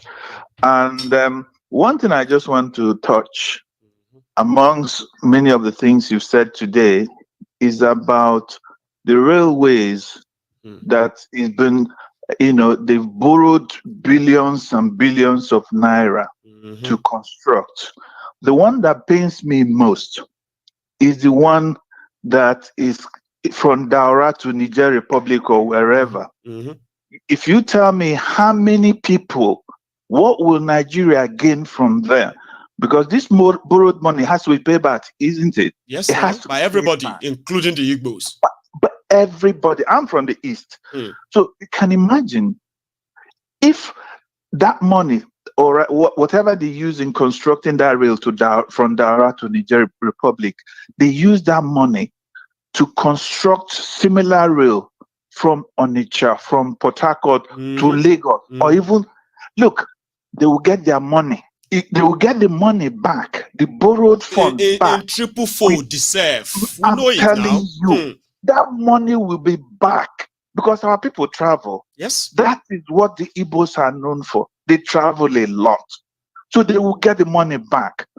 This one, I'm just imagining, because I remember when the Minister for Transport was interviewed, what he said was that, we want to prevent other countries from shipping their stuff from Niger Republic to the seaport. You know, just making some useless excuses. I was there.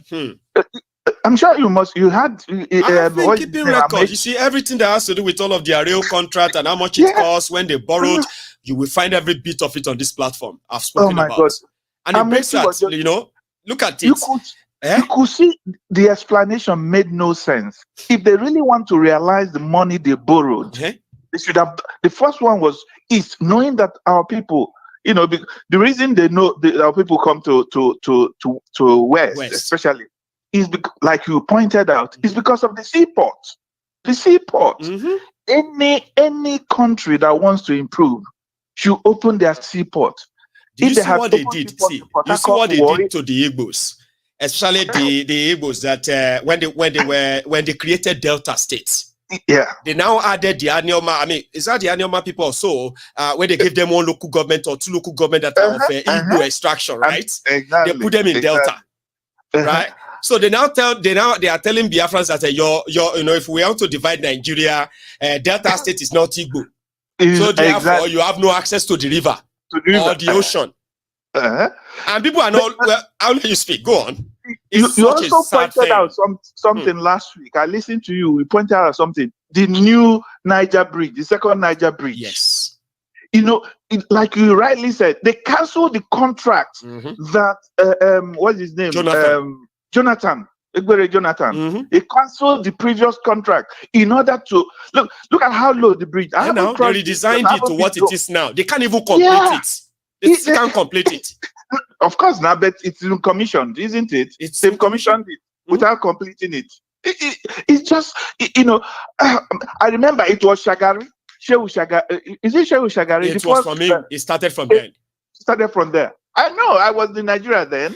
He came, and successive governments, they've always come there. Jonathan did make some progress, but Buhari came and just cancelled everything because of, like you said, it was supposed to have rail, and ships were supposed to pass underneath. That's right. It was supposed to be a very high bridge. Yes. But anyway, but you know, it was supposed to come with a train.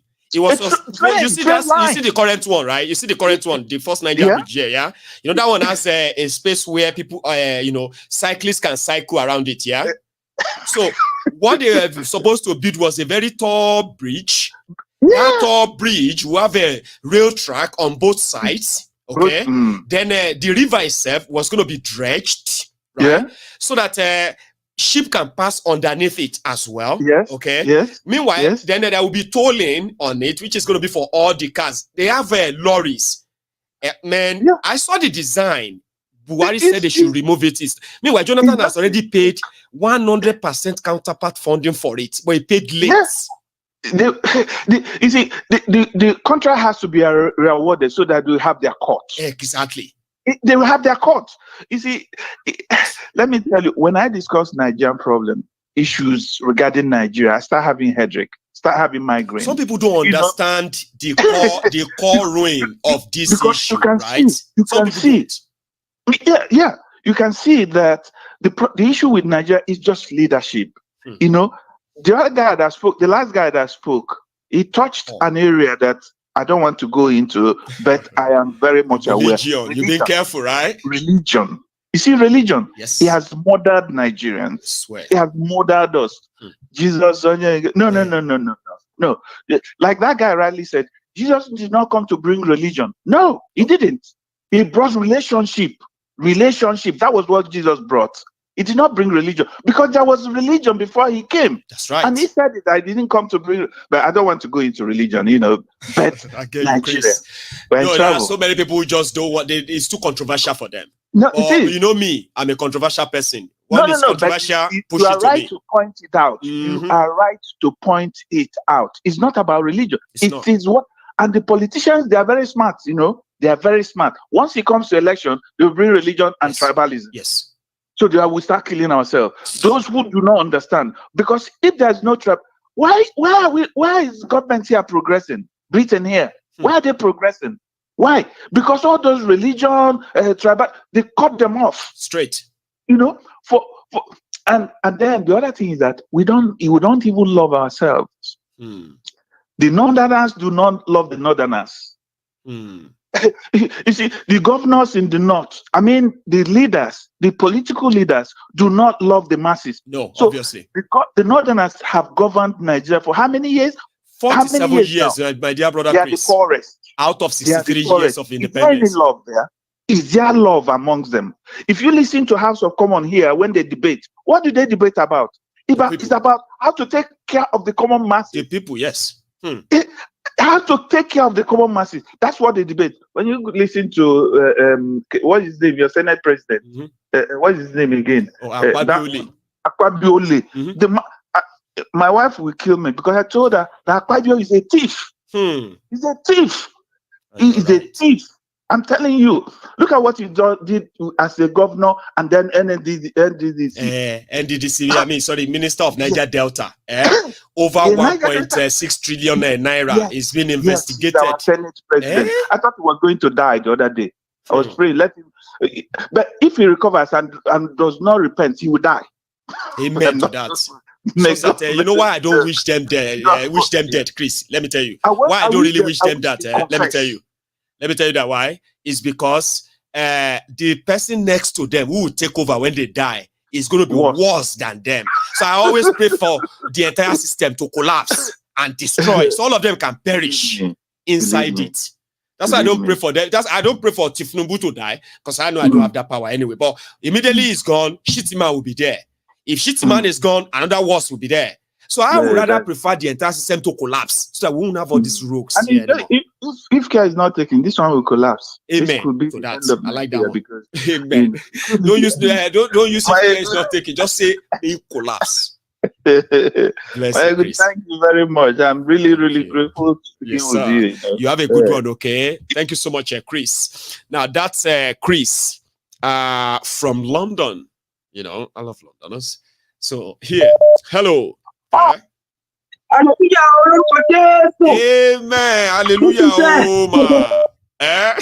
This is love of God is my strength. Oh, bless you, ma'am. You made it tonight again. So how are you? Yeah, I've been trying to get you. It's like a celebration. Merry Christmas. Merry Christmas. I tried to super chat you, but I don't know. I don't know what's happening, but I can do in other places. So I can do in yours. All right, take your time. Sometimes it can be tricky. Yeah, sometimes it can be tricky. But you see that dollar. If you look at your comment where you are commenting, right?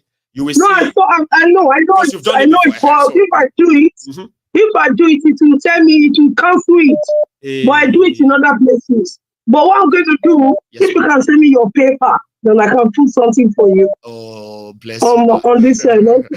Okay, I'll do that. I'll leave that in the comment, okay? And then I'll make it easier for you to copy. All right?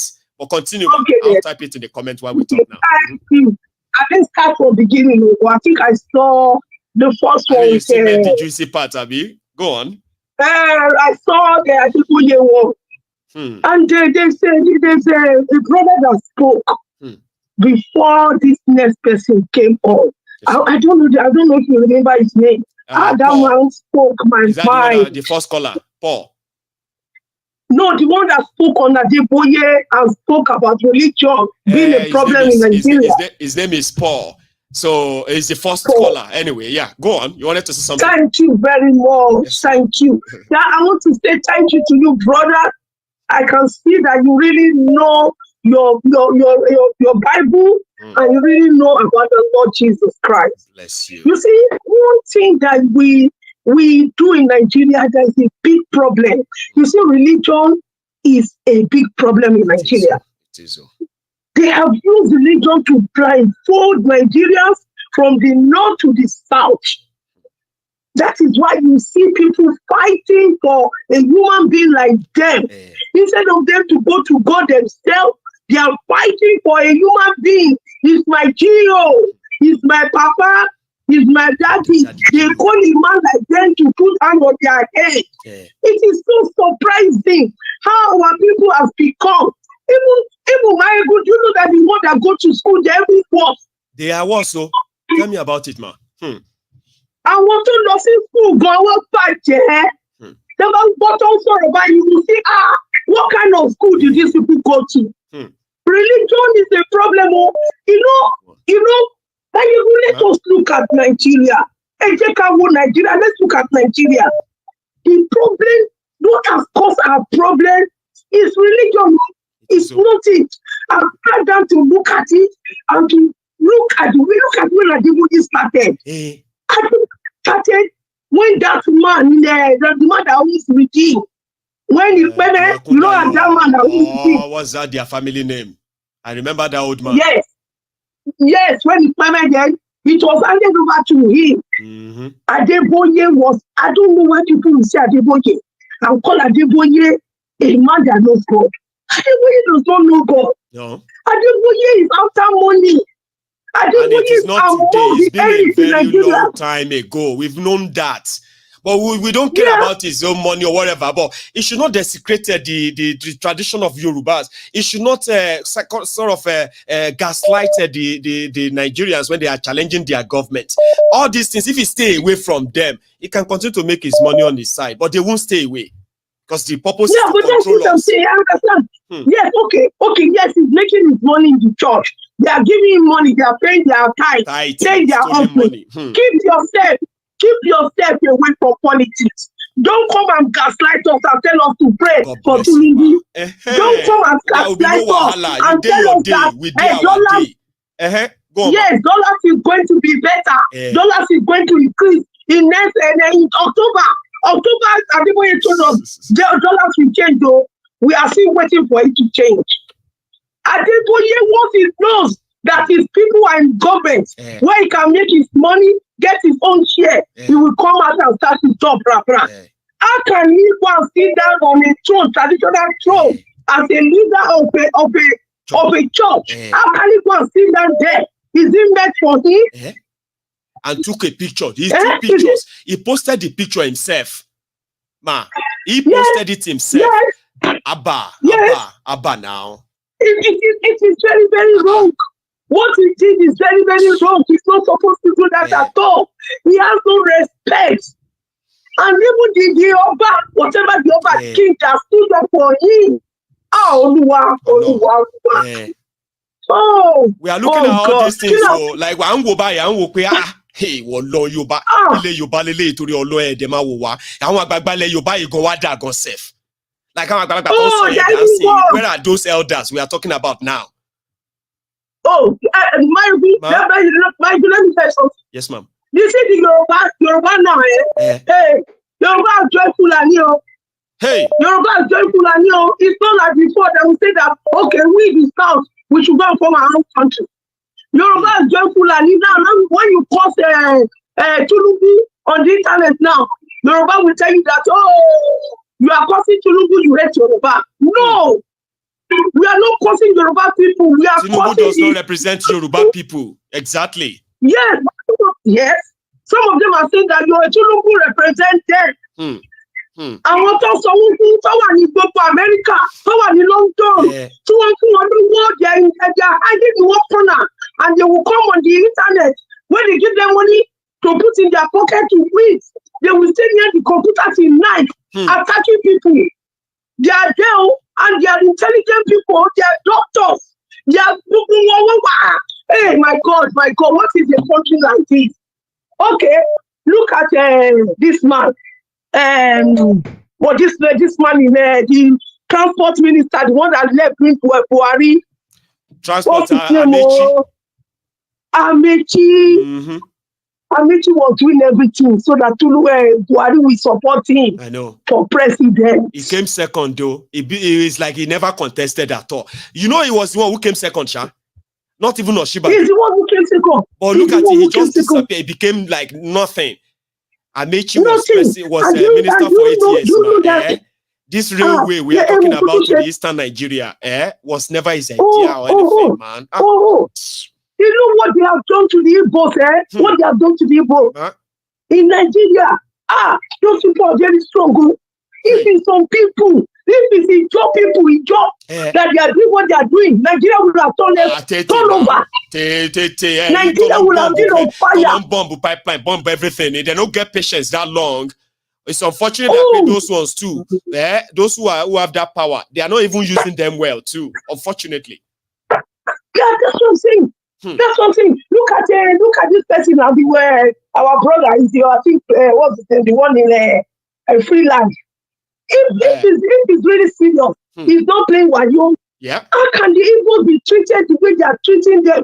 Oh, look at the president and my principal Obi. He won an election. Nobody in the South to stand up and say, okay, let us protest. Everybody, they want to give their own. I know. Unfortunately. They want to eat their own. So what are we trying to say? What we are saying is that Nigeria, every part, apart from the Fulani, how can a man come from the north and you come to another person's land and you come and have all your well? And the people who build the land, I want to want to Delta State. We have no oil. I've never seen oil with my eye. Hey, me tell you, no do me better. What is running past my dad's backyard? I'm talking now. Like Nigeria, no way. Yes, sir. And look at the one in the area of Sokoto. He says Nigeria will separate unless the whole Niger they cannot go. Are you the owner of us? Are you the owner of our land? Abio. Hey, what kind of one is this? Are we going to be looking like this? We won't. People are taking that's the one land I'm from you. 100% sure of, right? We are not going to be looking like this because that's why we are even having this conversation. Remember, it's not going to last long. Yeah. It won't last long. Wait for it. Yeah. Okay. Because now you remember the Sanfaraman. The Sanfaraman saying Sanfara gold. Nobody can touch Sanfaraman now. The one that was there before. Yes, now. He said nobody can touch their gold. The gold of the Sanfara is for them. But you have the right to come to another land and dig a hole of oil. And you are collecting money from that place. And the people who are there, they are dying of smell. They are dying of pollution. Their fish is dying in the water. Oh my God, what have we done to ourselves? Delusion, Nima. It's called delusion of one Nigeria. Like, how could they even let this happen? See, everybody says, Nigeria is drinking the Niger Delta oil, is drinking the Niger Delta people's oil and all of that. But the environmental degradation, the pollution, the air pollution, water pollution, what do you call all those things? How could people actually let that happen? And And then Asade and his brother, one drove the pipe. One went to my contract the pipeline. Oh no, oh yellow. Oh look at that! Just imagine. Okay, now let me tell you something. Do you know that in the east there? Yeah. You know in the east, you see that red sand. Yeah. You see that red sand here? That is why they put this man there. Opus Wodima. That sand, do you know that they now come in, the Chinese people, they say they want to carry the sand and make me. That sand is money. It's money. Don't you get it? Now, do you know one thing? Yes, ma'am. The Igbo people, if they have allowed these people, our people, I call them my brothers, because all of us in the south, and the Igbo, we are the same. They just come and divide us with map. They've managed to do that political division for a while, but division, the line is blurring up little by little, by the way, just so you know. The line is blurring up. Okay, let me quickly finish. Yes, so now, I think what we are dancing. Clearly, ma. Okay, what we are dancing. Very clear, ma. Can you hear me now? Yes, ma'am. Okay, now what I want to say, that sand in the Igbo land, there's something they should tell us what they are doing with it. All the resources that's coming from the east, what are they doing with it? Cost of war. Now, if let us, what I want now, let everybody go to their land. Let everybody go to their land. Let the Fulani leave us alone. We are tired. Yes. We want to hold our resources. That's right. When once he said Awolowo was in Yoruba land, the Western Yoruba region, he was able to educate everybody. We are tired. They should leave us alone. Let's start our life again. Let me allow other people to come in. I like that. Thank you so much for all of that. Thank you. Okay. And Merry Christmas again, ma. And same to you. Yes, Bye-bye. ma'am. Are you coming tomorrow? You coming tomorrow? Like coming live tomorrow? Yeah. I will spend Christmas with everyone, even if it's just gist of the day. Like if you are up, then we'll all be here too. Have a good one, man. Thank you. Yes, thank you. Yes, so that's the god of what do you call it? Mind you, what do I just put that? Okay. I do have another caller, I believe. I've connected another person. Is that you? Hello. Yeah, hello there, Maiyegun. Hello, sir. Merry Christmas to you, my brother. And Merry Christmas to you too, sir. How are you? I'm all right. I'm glad you are back online because your last program, I could detect from your voice that you were a bit down. No, I was battling it. Yeah, and there's a lot of, but you're not there yet, but there's a lot of improvement now. I went for a haircut today. You know, when I had the haircut and I had another long bath, I felt like I was gonna be a bit better than the last time. You did better. You did better. Yeah, thank you very much. Thank you. Please. Yeah, my contribution tonight, thank you for all your effort, like you're making our days, not day, you are making our days. And bless you, sir. Merry Christmas to you and your family. And you too. Thank you, sir. Yeah, I think you see, so all the shenanigans happening in Nigeria about Buhari building rail line to Maradi and all this nonsense, right? It doesn't really matter, because everybody, when they put in a position, right, you have to make your people, you have to do something towards, better about your people. I'll give you an example. Edna Conrad in Germany removed took the capital of Germany from Berlin to Bonn, to Düsseldorf or Bonn. When he was the prime minister, so you get those type of things, in a political situation. Happen, okay. But I'd say they shouldn't even be shutting out what we mentioned too. You know what I mean? Like if they want to have a railway to Maradi, great. When you do that, too. Go on, sorry, sir. Yes, when you do that, right, it's for economic benefits. Yes. You see, if Buhari has done the rail line, right, from Katsina to Port Harcourt to Aba, I think there will have been a lot of economic benefit there. At least. But the mistake is that he's trying to pursue this Fulani agenda. Let's forget about that. I remember. Yeah, my major concern today, my contribution today is going to be, I'm so concerned about Nigerians. Is Nigeria a police state? That's the question I want to ask you. Do you think Nigeria is a police state? I'm going to say yes. Yeah, you're right. With what we know about Nigeria, you know, the arbitrary arrest, the extrajudicial killing, the lockup and jailing without trial, awaiting trial, you know, and on and on and on and on, where we have seen people have been randomly kind of rounded up and all that. My answer is going to be yes. And I will write an essay on that if I'm asked that question in an exam hall. Yeah, that is about writing about an essay. Right? I think I was going to, before I was going to sit at the end of the program, right? Yes, sir. But for now, I think you should write a research proposal, right, to one of the universities, right, to research on a PhD, you know, on your field of, you know, what you know you want to research on. Something I can like. Okay, I get that. Yeah, you can defend, like, and your past videos, right, are going to be part of your research proposal. Yes. Yeah, so I think one of the universities, right, we approve your research.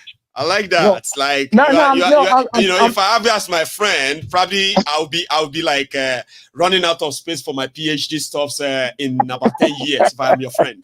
Very close. Because you will just be giving me every challenge every now and then. Maiyegun, write something about that. Defend it. No, Maiyegun, you don't have to have a master's degree, right, to write a research for a PhD. You don't even need to have a bachelor's degree. I know. Yeah, I said if I was your friend, like if I'm closer to you, like now, somebody like you, if I'm seeing you every day, in 10 years' time, right, you push me to that break. Yeah, that's you're right. Bless you, yeah, sir. I think my conclusion tonight is going to be there's a deliberate attempt, right, to disenfranchise Nigerians. Do you know it's easier for you to travel with an African passport and African country to Nigeria because they are visa free to Nigeria, all Africans. You remember Buhari made that policy? Yeah, to Nigeria. Than Nigerians living in diaspora that contribute 26 billion to Nigeria to travel to Nigeria without a Nigerian passport. And for a Nigerian to apply for a Nigerian passport in any of the foreign countries, right, apart from Nigeria, right, you need an you need an NIM. How do you expect our children that were born in England to have an NIM? And if you want to get an NIM, you are never going to the embassy, which is supposed to be free. You have to consult an agent that's going to charge you £40 to get NIM for you to apply for Nigerian visa. Even I'm hearing that there's a new dimension now that you need to have a BVN as well to apply for a Nigerian passport. Sorry, really? For a Nigerian passport for Nigeria. So it's easier for an African to go to Nigeria than Nigerians who have got dual nationality, who have their passport expires, to go to Nigeria with a British passport or American passport. For you to go to Nigeria as a Nigerian with a British passport, a Nigerian, confirmed Nigeria, that there are some Nigerians in this country that can't even, I live in the UK and I'm not here, that can't even speak English properly, right? They go to the embassy, they can only speak Yoruba. You still need to pay 250 something pounds to get Nigerian visa. How does that make sense?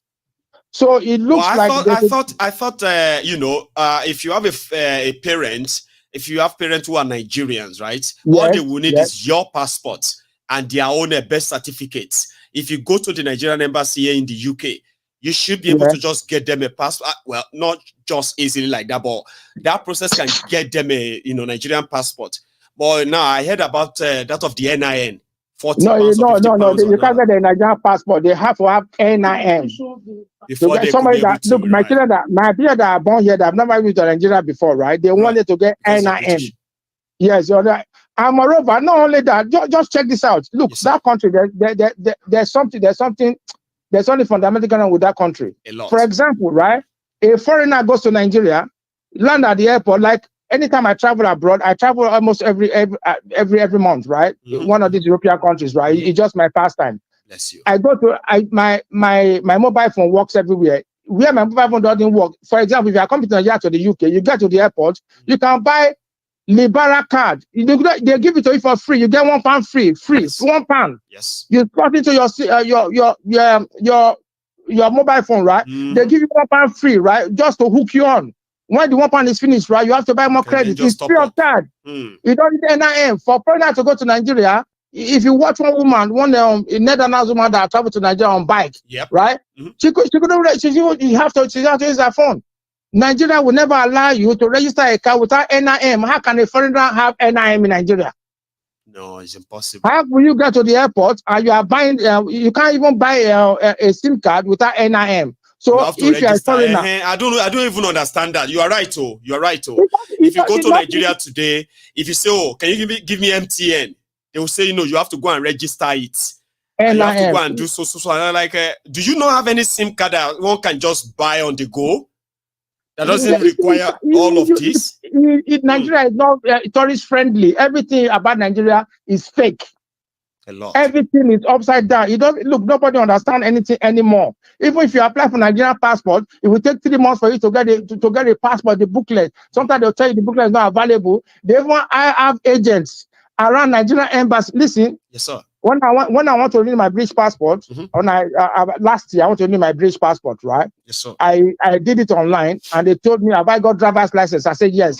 They asked me, do you want us to use the image or your British license, your driver's license, right, for your passport?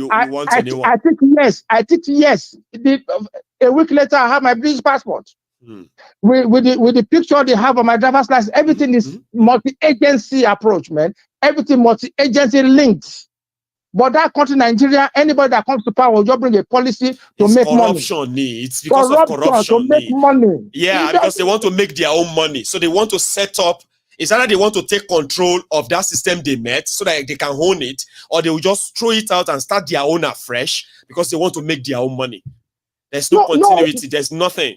And they don't even link themselves together. Police have no details that they can share with the army. Army have no one that they can share with the immigration. Immigration has none that they can share with custom. Everybody is just building their own. And you are removing some subsidy, and you want to give palliative. You are giving people money that they can't trace. Meanwhile, all the foreign companies are leaving Nigeria because the subsidy you are giving on the petroleum was making them operate in Nigeria. All of them are left because they can't operate with 600 naira, 250,000, 1,200 naira diesel price. They can't.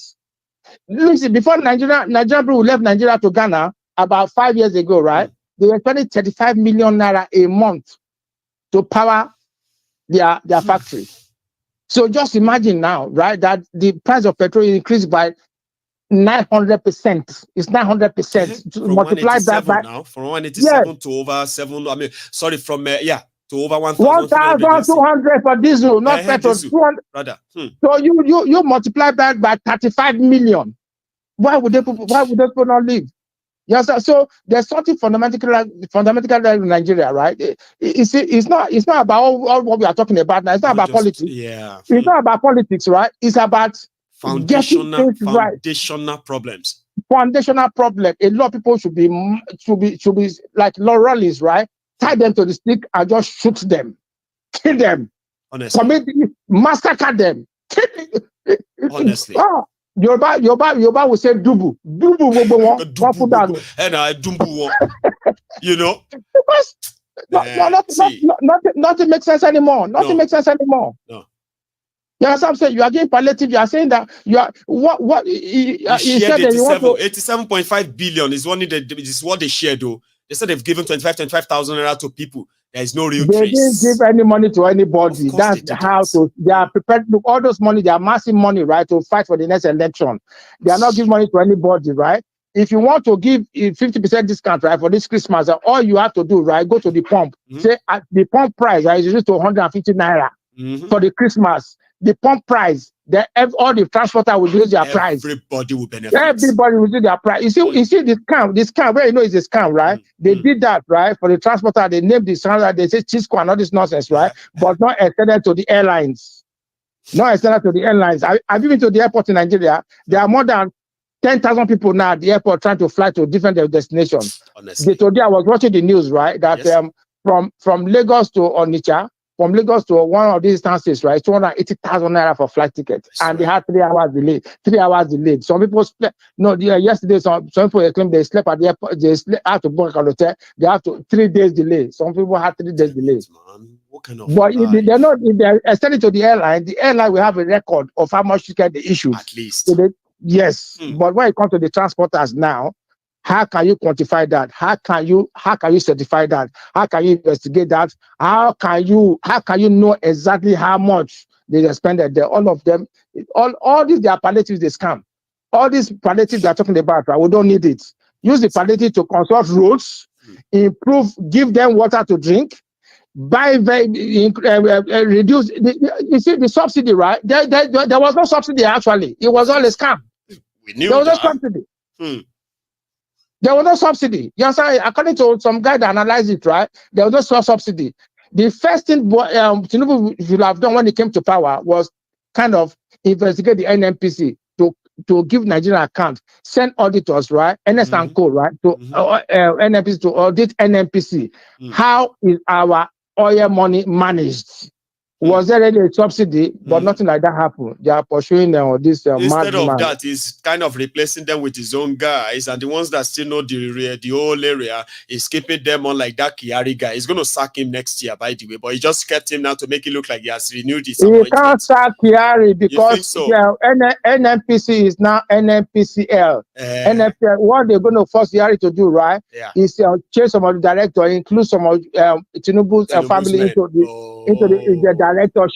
They won't sack Kiari. If they want to sack, they will have sacked a long time ago. Right. Long time ago. As soon as they will have taken the NMPC. All of them are the same teams.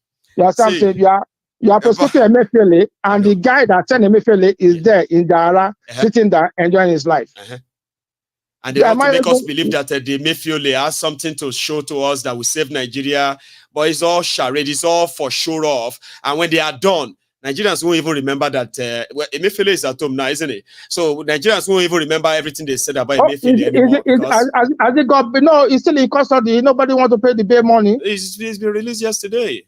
Yesterday, okay. Somebody last night. It was like almost late last night. They finally made the bail. I think they are using Emefiole and Diezanni now as a play card. To pop them up for their propaganda stuff. They will try and run that for like a few months now, okay, before they move to another thing. But we'll be here with them.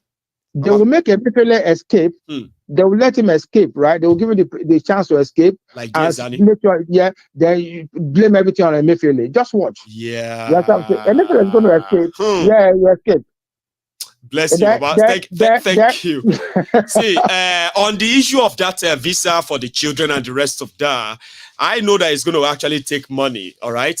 But you don't need visa for them. You know, stop.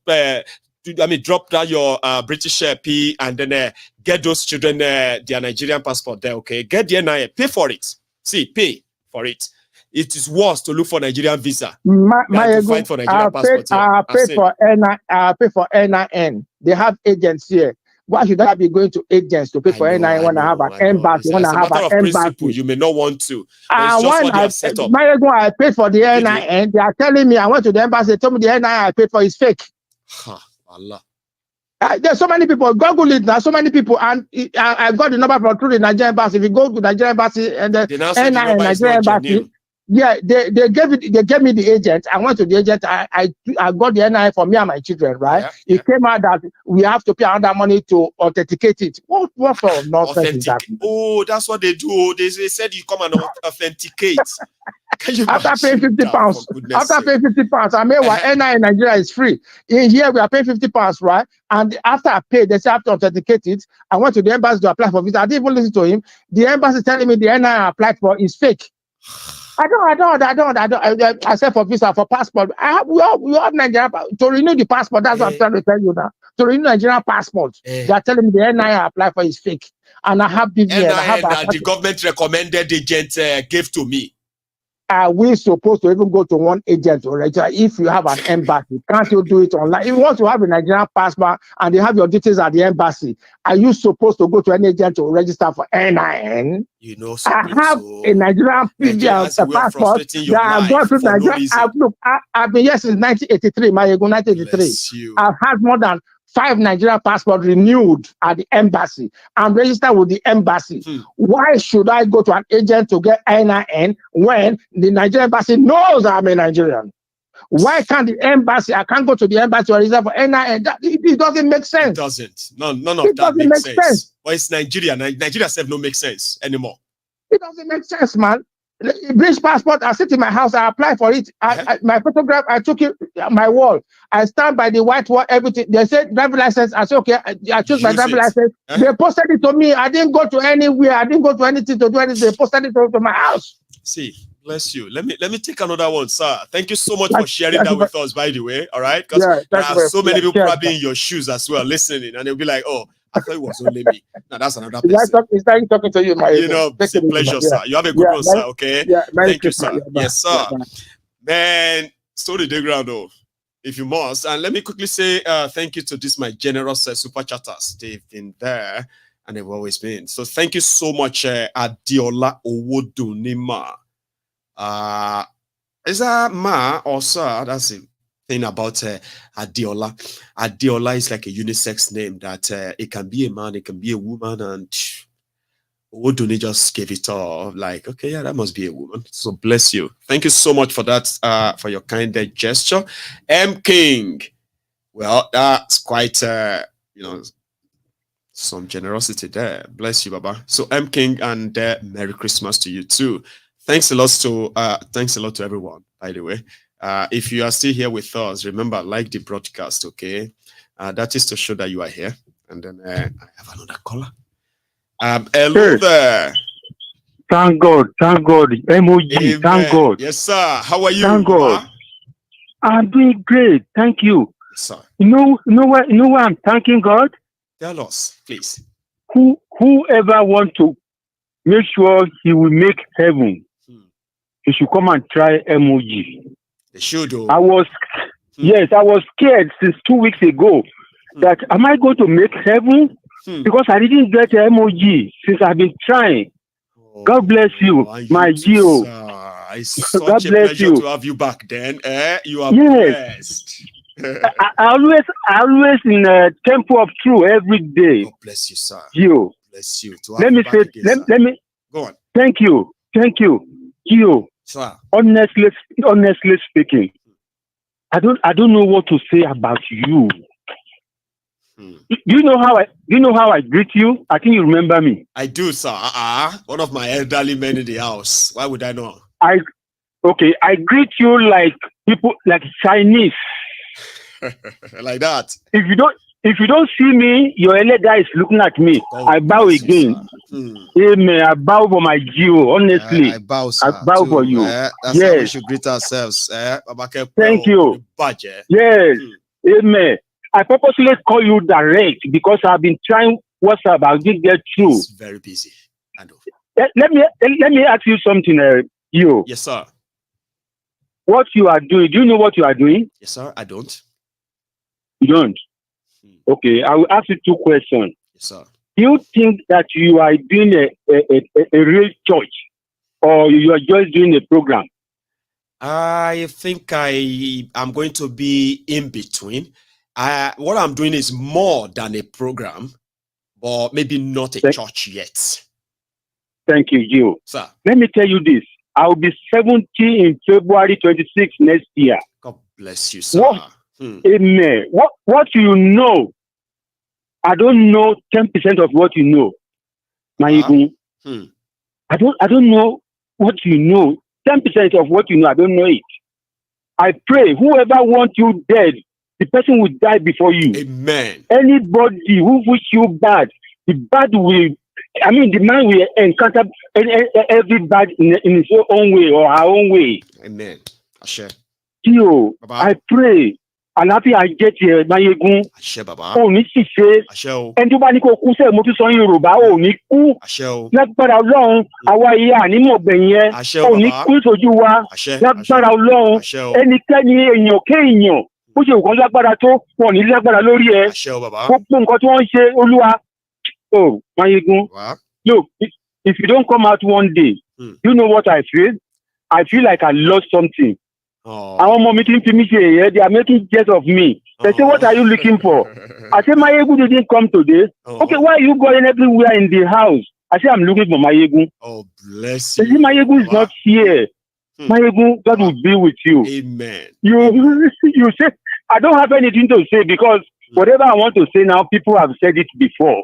Thank you, sir. So, there's nothing I want to say. The only thing I always remember, Gio, I always laugh myself. You remember you said something last time? You say, they say, Boda Sheyi, Mama ti gbé síbí mi o. Bọ̀dá ṣe Mama ti gbé. Ẹsẹ̀ ìdówó grandma ti gbé remote control mi o. Thank you. Àbí bẹ́ẹ̀ kọ́ lọ́rọ̀ mi ni fóònù grandpa ti gbé 3310 mi ó rìn nínú hospital làwà báyìí o. Ẹsẹ̀ ìdówó. God bless you, Maiyegun. God bless you. You too, sir. Thank you so much. Don't let me take your time. I just registered my name today. Yes, sir. God bless you. Thank you so much. I've got elderly people who have a substantial demography on MaiyegunsDiary Politico. I'm talking about people in their 60s, 70s, and even 80s. You won't believe it. They actually make around 15 to 17% of my YouTube subscribers, and they are very active too. They are not just those who subscribe and because they stumble on my channel. These are dedicated, elderly men and women who, indeed, I am so grateful to have them around. So I have a congregation. I mean, I have a mix of, audience here, ladies and gentlemen. Okay. And they are like a very, very classical demography, which every time I speak, I know who I am addressing. My people from every demography that are joining us on this platform. And once in a while, when I'm lucky to have them call in, right? It is a different vibe, and I love it when they pray for me because I grew up living among the elderly people in Odogbolu. So when an elder, pray for you from inside their, that, and they kind of mean that it refreshes. Trust me, if you have experienced that before, you understand what I'm saying, right? It refreshes, it soothes, and then, you know what I mean? Like, it's different. And the fact that I have lost almost all the elderly people in my life at some point, I'm talking about those who are really, really much to me. My grandfather, my great-grandfather, sorry, my caller, my mom, my dad, my grandma on my own dad's side, my grandmother on my mother's side. There are people I grew up with. I grew up among old people. Okay. Now today, I've actually lost like more than maybe 90% of them. Here you get. So when I now have, I have all this on my platform who does kind of treat me like a child. You have no idea. If you didn't grow up among elderly or grew up in the village like that, you won't understand. So they treat me well and they respect me a lot because I am their GO. The MOG, Maiyegun, Overseer General of this temple. And I will always be grateful to you, including you watching. Sorry for keeping you short. Delayed. How are you, sir or ma'am? Hello. Oh, hello, sir. How are you? I'm very, very well. Bless you, am I true to because I'm hearing you? You are right on MaiyegunsDiary Politico, and this is Maiyegun. Okay. My wife and I, yes, sir, we are always listening to you every evening. Thank you, sir. To start with, Merry Christmas and Happy New Year. And Merry Christmas to you too, sir. My wife is a pastor and a reverend. Oh, bless her. And I hope she's there with you right now, so I can wave my hand as you speak. She is there because all the elderly, yes, elderly has been praying for you. Oh, thank you, and sir. We want that prayer. Sir. God will accept it if every one of us, amen, sir. Thank you. Are praying. Sir. Before I miss, just hold on. Yes, sir. Maiyegun, ma'am, secret admirers ni wá o. Ṣùgbọ́n orí ẹkùn wa ọ̀nà wà ní gbogbo ọ̀gbà tá ń gbàdúrà fún ẹ. Yes, ma'am. Maiyegun ò ní tẹ́. Àmín. Ò ní tí. Àmín. Àwọn ayé ò ní ká ẹ o. Àmín o. Ojú ò ní tì ẹ́. Àmín. Ojú Olúwa dá wọn ọmọ ẹ sí. Àmín mà. Ìwọ náà ń dàgbà. Máa dùn pọ̀. Ohun tó ń ṣe yìí o. Ó mọ rírì ẹ̀ o. Ó dẹ̀ ní mọ̀. Àmín. Ó rí pé àwọn tó ń rí ìjì, àwọn tó ń yọ kúrò ní ìdààmú, àwọn tó ń fún lẹ́kọ̀ọ́, wọn ò lè mọ̀ wọ́n tán. Ṣùgbọ́n Ọlọ́run mọ̀ wọ́n. Ọlọ́run tó wá jẹ́ Ọlọ́run ẹ̀san, á san fún ẹ o. Àmín. Á tún fáwọn ọmọ ẹ. Àmín. Àwọn ń gbàdúrà fún ẹ lójoojúmọ́ tí àbá tí ìwọ̀n ẹ báyìí bí ẹni pé nǹkan ń ṣe wá ni. Ma'am. God bless you, ma. Olúwa wà pẹ̀lú ẹ o. Àmín. Reverend and Prince Adétayọ̀ olórúkọ wa bóyá tún lè pàdé jọ mi. A máa pàdé lágbára Ọlọ́run. God bless you. God bless you, ma. Yes, ma. Thank you so much, ma. Daddy, you know she want me. Mo wà ń bẹ̀ o. Oh, bless you, sir. Mo wà ń bẹ̀ o. Ẹ ṣeun gan sir. Mo appreciate ẹ bá mi dúpẹ́ lọ́wọ́ wọn. Ẹ bá mi dúpẹ́ Yeah, inú mi dùn because he's one of our prayer warriors and he's done every time. Àdúrà wa dẹ̀ gbà lágbára Ọlọ́run. Nigeria is a crime scene, as you normally say. Because when we went home 2 years ago, we paid the money to Nigeria Commission. Passport wagba. And then when we got to Nigeria, in fact, 25,000 non so pé agbodo san each one of us. I will be 82 in March. Oh, bless you. I will be 82 in March. 25,000 naira non so pé ó yẹ ká san each. Yep. We pay 75,000 naira each one of us. Wow. And I work for Nigerian Tobacco, BAT and Nigerian Tobacco Company for 25 years.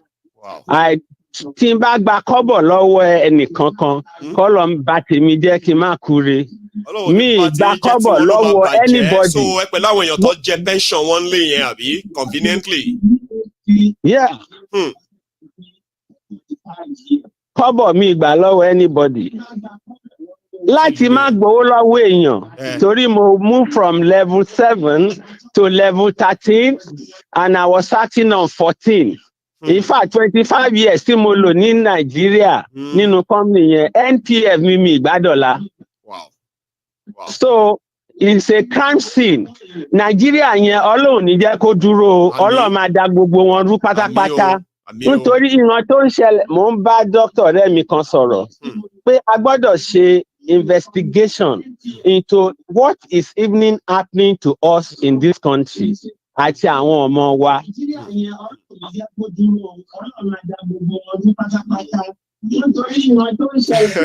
Ẹ máa ní láti mute TV yẹn so èmi àti yín lè máa sọ tiwa lọ because àwọn èèyàn ń dúró dè mí àti yín ká sọ̀rọ̀ ní o ẹ̀gẹ́.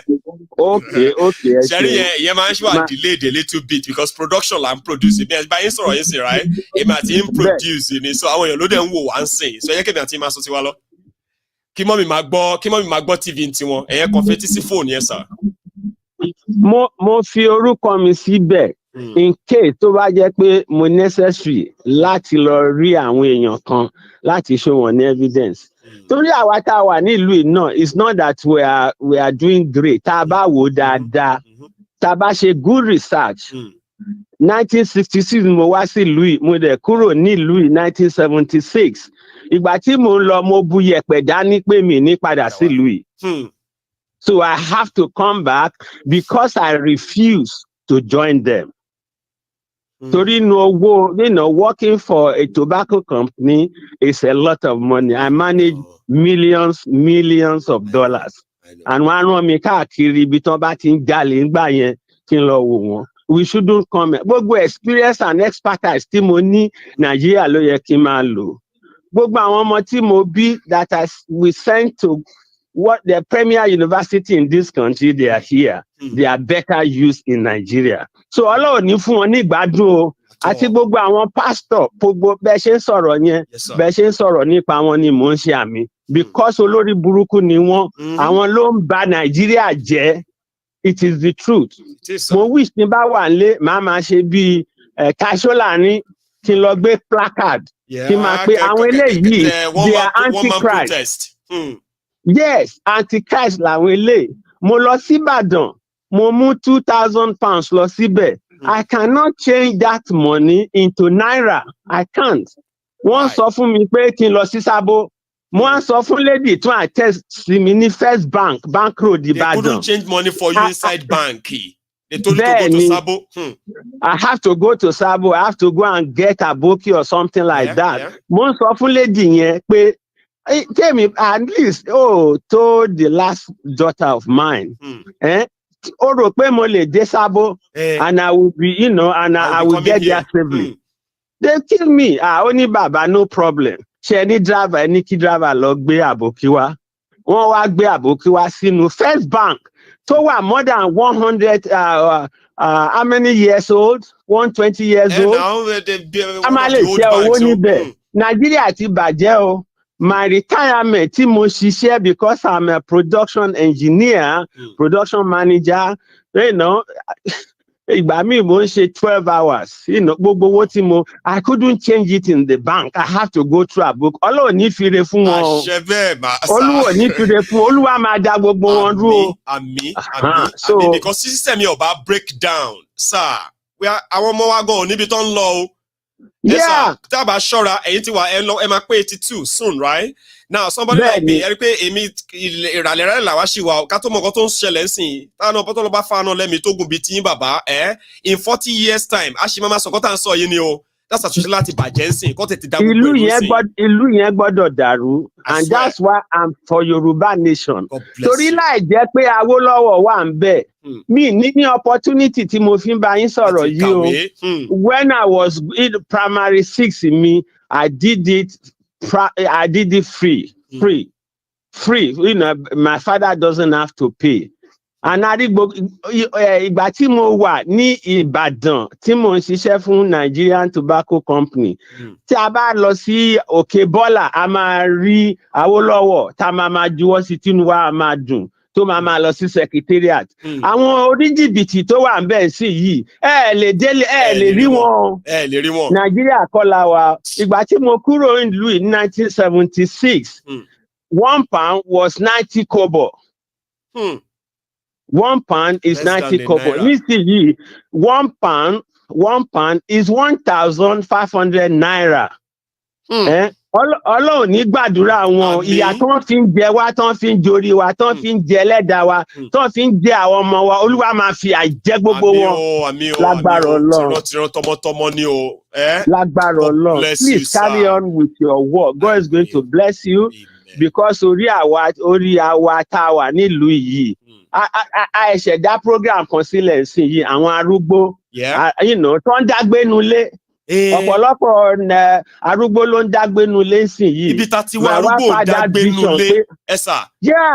Arúgbó ń dágbé. Tẹ̀bí tara máa kó everybody mọ́ra wọn báyìí ni ó ti yín sìn. Àwọn ẹ̀ wá ń da àwọn èèyàn wá sí ìlú òyìnbó, dà wọ́n sí ìlú òyìnbó. Ṣé èmi náà máa dàgbà ń sìn máa dẹni tó ń dágbénulé ìlú òyìnbó sìn ni? Wọ́n ń dágbélé ni o. During the COVID, àwọn èèyàn kú sínú ilé wọn mọ̀ pé wọ́n kú. Nigeria. Mo ń gbàdúrà pé lágbára Ọlọ́run kí tó kú máa jókòó máa kọ àwọn nǹkan kan sílẹ̀ gbogbo àwọn ọ̀rẹ́ mi àtọmọ mi pé dáàdi ẹ má kú láìkọ gbogbo kíní sílẹ̀ ṣe I have a lot to write. God bless you. Iṣẹ́ tẹ̀ ń ṣe Olúwa á ràn yín lọ́wọ́ o. Olúwa gbé yín ga o. God bless you. Kẹ́ sọ pé mo dúpẹ́ o prayer yẹn o ṣe get my sir. Kẹ́ ní nice night. Thank you. God bless you. Yes sir. So that's an elderly caller who is a veteran on the program, 82-year-old man, and then the Reverend Mother, his wife, were those who spoke to me just there, and they just called in to pray for me. See, I told you I've got the demography of elderly people here and there and all that, and most of what they do for me is just pray for me, and I do feel all of that. I have to be honest with you. Because now they see the data, they look at everything anyway. So, and I'm like, So indeed, I am grateful to everyone who has been very, very supportive of Maiyegun.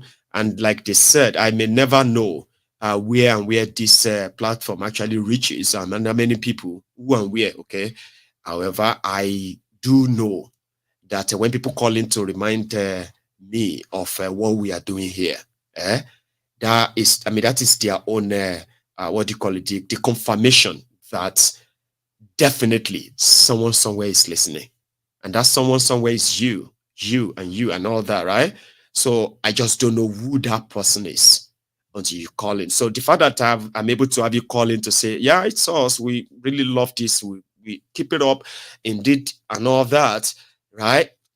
Definitely, that is where my own motivation comes from. So I appreciate everyone every time that I'm opportune to spend my evening with us, and to my super chatters tonight as well. Thank you to every one of you. Do you know what it takes for somebody to actually watch a program, right? Like you watching your favorite program on YouTube, okay? And then you got so into it that you felt like, man, I love this guy. No, I love this boy. Like, I mean, I'm going to show some appreciation, right? And then you have to dig out, deep your hand in your own wallet and take out your money. Just give it out like that. It's called being generous, okay? And it is not always, this comes from a place. It's a special place. When you have special place for somebody in your art, you can go deeper. You know what I mean? Like in supporting them, in doing all of that. So to me, it actually means a lot. Whether it is $1, whether it is £1, whether it is £100, whether it is £500, they always come from the place of a very good place for somebody to say, I'm gonna show him some support, or I'm gonna just give him this, or I'm just gonna like the video. No, I'm gonna share this video wide. I want people to see it. That's my own support for him. All of this comes from a place. So if you have been my regular, like you've all been my regular, who always wanted the best for Maiyegun, support and all that, thank you. I never take them for granted. I thought I should let you know. Now, the line, even though the line seems to be coming to an end as well, we should write E82. That's my regular person too, right? He will be there all the way. So thanks so much, brother. Also, what do you call it? I'm gonna keep the energy too, maybe for tomorrow. So tomorrow, right? What I'm going to what we're going to have is probably going to be a sort of a conversation in the morning, which is like the Christmas morning. Okay, I do that sometimes if I don't have to set up like this. I may use my phone or anything, right? So, and then we'll kind of get busy tomorrow. Those who are going to eat chicken, and those who are going to kind of, cook meals and food and all that stuff. So while we are busy with all of that, I am also going to be sniffing around, and then we can come together in the evening to have maybe People's Parliament tomorrow. You see, to everyone who is preparing for Christmas, okay, tomorrow is Christmas Day. For people who get money, we want to do something tomorrow. But to some of us, we know too whole. We be say, sure, you get tomorrow is Monday. So, and it's a different thing. You know that.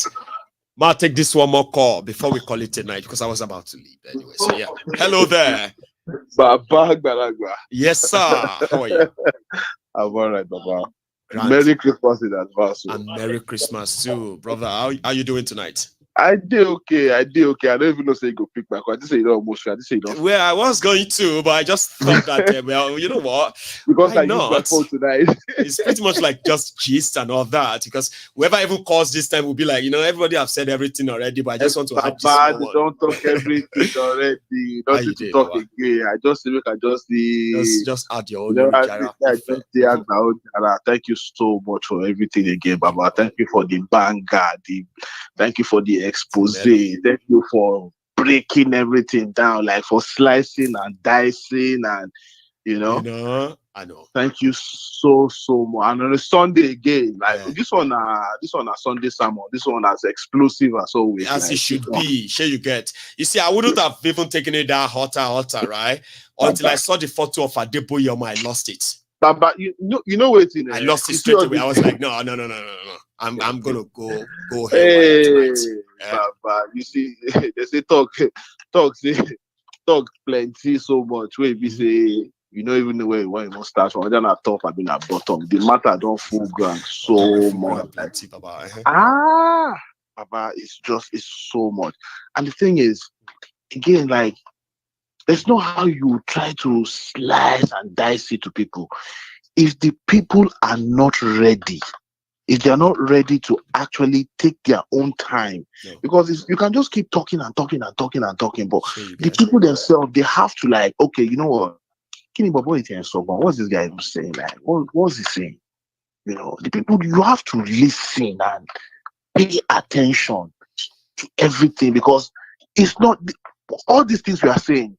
It's not complicated. It's right there in your face. You know, you just have to be able to sit down and then use your head to analyze all the fuckeries. You know, process. Me, I even encourage people to, for you to understand what Maiyegun is saying, put yourself. You know, when Maiyegun paints a scenario, put yourself in that scenario. Even if you don't fit in, right? Put yourself there in a moment. Tell yourself, how do you feel seeing yourself in that situation scenario Maiyegun just painted? If that was you, how would you feel? Then that's how you understand Maiyegun better. I do tell people that one, but you know.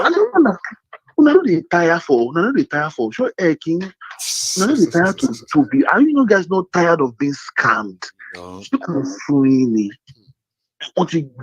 buying for years. Imagine a 63-year-old country. You cannot boast of electricity. Yes. You cannot boast of light. You cannot boast of anything. This Baba that just called just now, he said when he left Nigeria, a naira was 90 kobo to a pound. Baba, that alone, Baba, that alone is as depressing as it should be. To any reasonable thinking, 90 kilo a day. You know, if that alone is not enough to tell you that, Baba, Nigeria is bad. They said we should be ambassador to be lying. Now, lying to ourselves. Nigeria will be great one day. Nigeria is going to be a great. That's a lie. Years old. Baba, 63 man, you'll be here, I'm a 70-year-old man. I'm a joke now. Baba, you say you yourself go, you go. She Baba don't suffer as about my 82 in February. If we no careful, you are now, you just like say, Martinelli, how are you? Say, Maiyegun, how are you? How are you? I was greeting you the other day. Baba hati darugbo niyen o. Baba, God forbid. Now we go forbid themselves. For one Nigeria, people here must buy. Don't do like this. Only walk. It can't walk. Don't do like this. Nigeria cannot walk. Let everybody go their separate ways. Let's break this shit up, man. We want things to work, or not be mouth things they work. People cannot be chasing away criminals. Why some of you are ready to die for them? And then you want Nigeria that works. Who is deceiving who? Who is fooling who? Who is fooling who? I don't understand. Like, somebody is there, like you are in a country that cannot provide basic amenity for you. And you are telling me that I should be a proud ambassador of a country that cannot provide basic proud words, for God's sake. So me I don't live in now, Baba. So myself now, I go wear jersey. Green, white, green, to show to the Oyinbos that I'm from Nigeria, a very proud one. No, our country is going to be fine one day. Like, who does that? No do. When is Nigeria good? Nigeria can never be great, Baba. You know, like, I don't know how to, like, people here, Nigeria will work, it has not worked and it would never work. Like, there's no how we're going to slice and dice it. Like, you have to be ready to accept. Now you know what made Nigeria work. We can't keep doing. Nigeria cannot work. Ladies and gentlemen, it cannot work. Let's break it off. You know, everybody go and you see. Papa, can you even believe? Can you even believe the fact that 63 years there's no single railway connecting Eastern Nigeria to the north or connecting Eastern Nigeria to the west? With this kind of they're still talking about Nigeria that will be great. We cannot move forward. We can't move forward because there's no active competition between everybody. Because the people that are supposed to be fronting that competitive, they are busy stealing.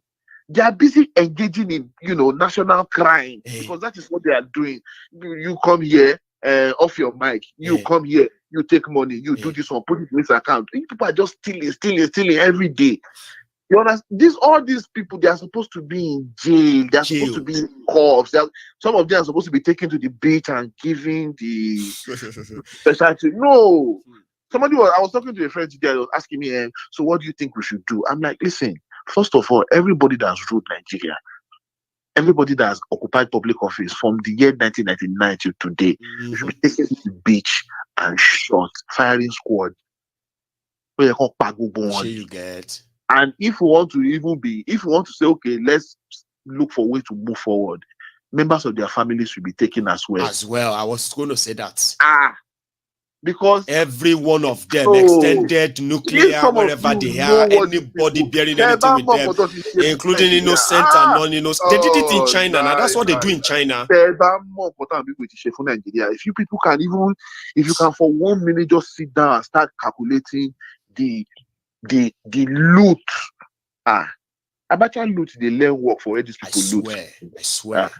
You see, by the time, because whether they like it or not, whether you do like it or not, for those of you that are still saying, let's give it time, let's give Kolu time, let's give this time, let's give that time, continue your nonsense. So you understand, because my coin, and by that time, when you people now decide, like, okay, yeah, let's scatter everything, all of you will be among the people that will be taken to the beach and be given the special treatment. Not worry. Continue your madness. Just continue.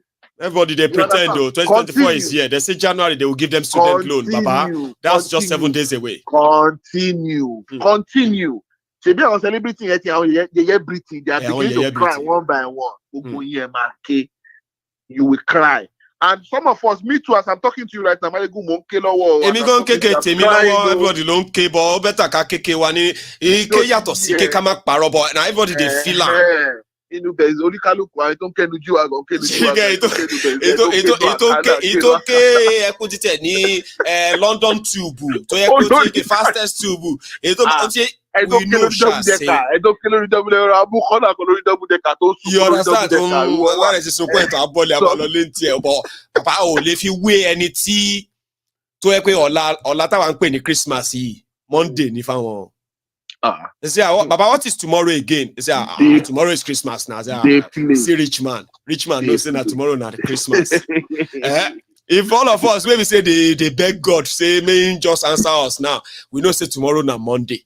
So you cry different from cries, but when you lie to yourself is the worst. You see, when you are suffering and you are telling yourself that at least there are other people suffering than you, so you are not the only person. That's the worst one. They play. You see, when you people are finished scattering everything, because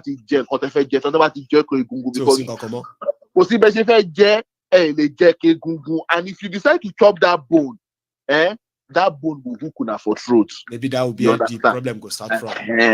So when you people now get to that stage, because we are not praying for you to get to that stage. That's why we are begging you. Don't to your no. They can fucking to be everybody go and do your own. You do this. Everybody go and do your own. Don't tell me that I cannot do refinery. I cannot build a seaport in my own territory. You do your own. I do my own. How difficult is that? I can go anywhere. Why you are in Germany looking for investors? Me, I'm in Sweden looking for investors from my own region. You can't come and say here, law. Everybody will do their own. And if you meet somewhere, so competition.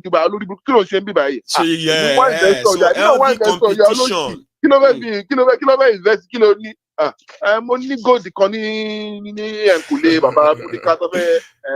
Okay, we don't need lithium, Kule, Kidney. Okay, I know what I'll see you later. How hard is that? For everybody, you know what somebody said. You know what somebody told me. Somebody said that. You see, in Nigeria of today, if we break up, like you have the Biafra, you have the Yoruba, you have the Arewa, you have the Middle Belt, and every other places that want to have their country and all of that. They said there are still some countries that we break out of this Nigeria, right? That they will still not be able to. They won't still be able to actually run a working country. No problem. We will send them aid. You understand? You'll be sending them aid. Okay. The kingdom of Benin will be a number one aid to whoever doesn't want to succeed. No problem. So you go do 1901 for them. Yeah. When Lugard and his gang decided to use the southern Nigeria's money to balance the budget of the northern protectorate to complete the rail line they wanted to construct from the north to the south. They had to borrow money from the south anyway. But yeah, you are right. You can send them aids. Don't worry, we even borrow them. You see, by the time everybody will, you see this development we're talking about. Yeah.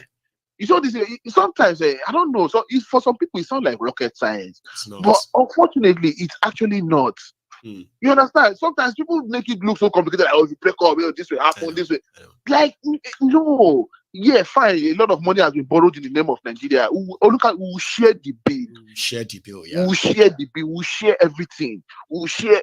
Like the resources in the ground. We can't share that. Only can look at my more resources here. Man your resources. And look for investors that can, and if you like, tell the Chinese that they can mine your resources for free for 200 days. That's your business. You have your own. That's your problem. Everybody will do their own individually, and it will be very nice. But for some people, I don't understand, because of that little peanut that you are going to eat, because of that little crumb that you're going to eat from the national cake, you want the rest people to suffer, and you are telling some people that they will cry for 8 years. You are telling them that you will cry because of crumb that you want to eat. Continue. Yeah, I showed you. Continue. God bless you, Baba. Thank you so much. Merry Christmas to you. I take care. Just take it easy, okay? Because tomorrow we feel call to do People's Parliament, and I don't want you to join the People's Parliament shirtless, because I don't know where that will go. I mean, very good car. Madam, don't talk to lie. Liar, yeah, like that. Bless you, man. See, Baba, you take it easy, okay? You too much, Baba. Merry Christmas to the members Merry of Christmas the to everyone Temple too. of Thanks members a lot, of the Temple of Truth. Everybody, Banjo, directors, everybody, one true emperor in the center of the everybody. Martinelli is giving shout out to their fellow team in the comment section. All right. They see them. Merry Christmas. One true emperor. Bless you. Banjo, directors, Iron, everybody. I hear you now. Now I want to send you one too, okay? Tell the missus, right? Tell the missus that I sent Merry Christmas to her too, okay? She they wave you. All right. So Merry Christmas, ma. All right.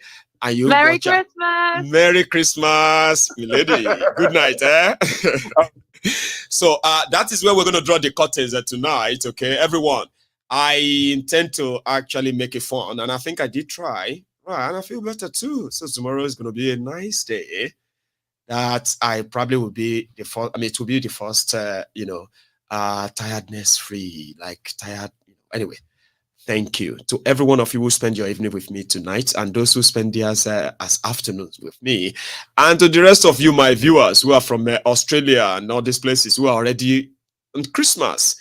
Merry Christmas to all of us. Please don't leave without liking the broadcast or even sharing it if you haven't done that already, okay?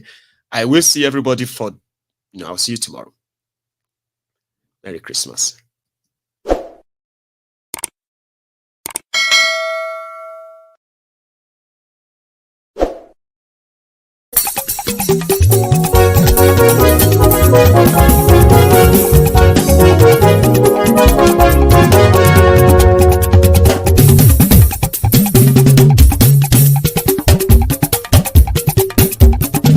Maiyegun làwa mọ̀ làmọ̀ tó dòdòdò. Maiyegun Diary, Maiyegun number one. Maiyegun làwa mọ̀ làmọ̀ tó dòdòdò. Maiyegun Diary, Maiyegun number one. Maiyegun ti dé o, ọ̀rẹ́ ará ìlú. Maiyegun Diary, Maiyegun number one. Lórí Facebook, lórí YouTube. Maiyegun Diary, Maiyegun number one. Gbogbo bó ṣe ń lọ ni Maiyegun já wa sí. Maiyegun Diary, Maiyegun number one. Àṣírí ọ̀jẹ̀lú kì í bò níbẹ̀ o. Maiyegun Diary, Maiyegun number one. Bó bá ṣe àní Maiyegun máa wí. Maiyegun Diary, Maiyegun. sì tún ṣeré wàá gbọ́ níbẹ̀ o. Maiyegun Diary Naibi number one. Maiyegun Diary Politico. Maiyegun Diary Naibi number one. Godfatherism kò sí lọ́rọ̀ Maiyegun. Maiyegun Diary Naibi number one. Ẹ farabalẹ̀ sẹ́ o kẹgọ́rọ̀ lẹ́nu o. Maiyegun Diary Naibi number one. Àní Maiyegun làwa mọ̀ dódódódó. Maiyegun Diary Naibi number one.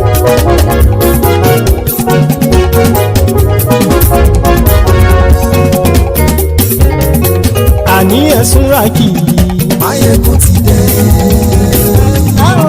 Maiyegun ti dé. Ọ̀jẹ̀lú ẹ̀sùn ràkì.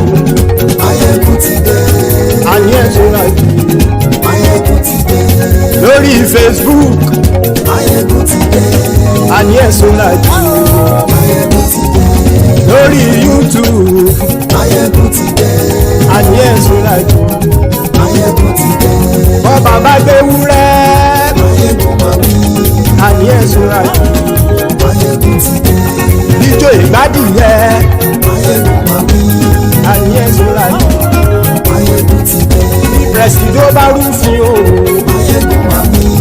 Àní ẹ̀sùn ràkì. Maiyegun ti dé. Kí gómìnà kówó jẹ. Maiyegun máa wí. Àní ẹ̀sùn ràkì. Maiyegun ti dé. Ọlọ́pàá tí ń darí bá. Maiyegun máa wí. Àní ẹ̀sùn ràkì. Maiyegun ti dé. Aṣòfin tí ń rúfin o. Maiyegun máa wí. Àní ẹ̀sùn ràkì. Maiyegun ti dé. Òpùrọ́ olóṣèlú. Maiyegun máa wí. Àní ẹ̀sùn ràkì. Maiyegun ti dé. Ọ̀jẹ̀lú ẹ̀sùn ràkì. Maiyegun ti dé. Àní ẹ̀sùn ràkì. Maiyegun ti dé.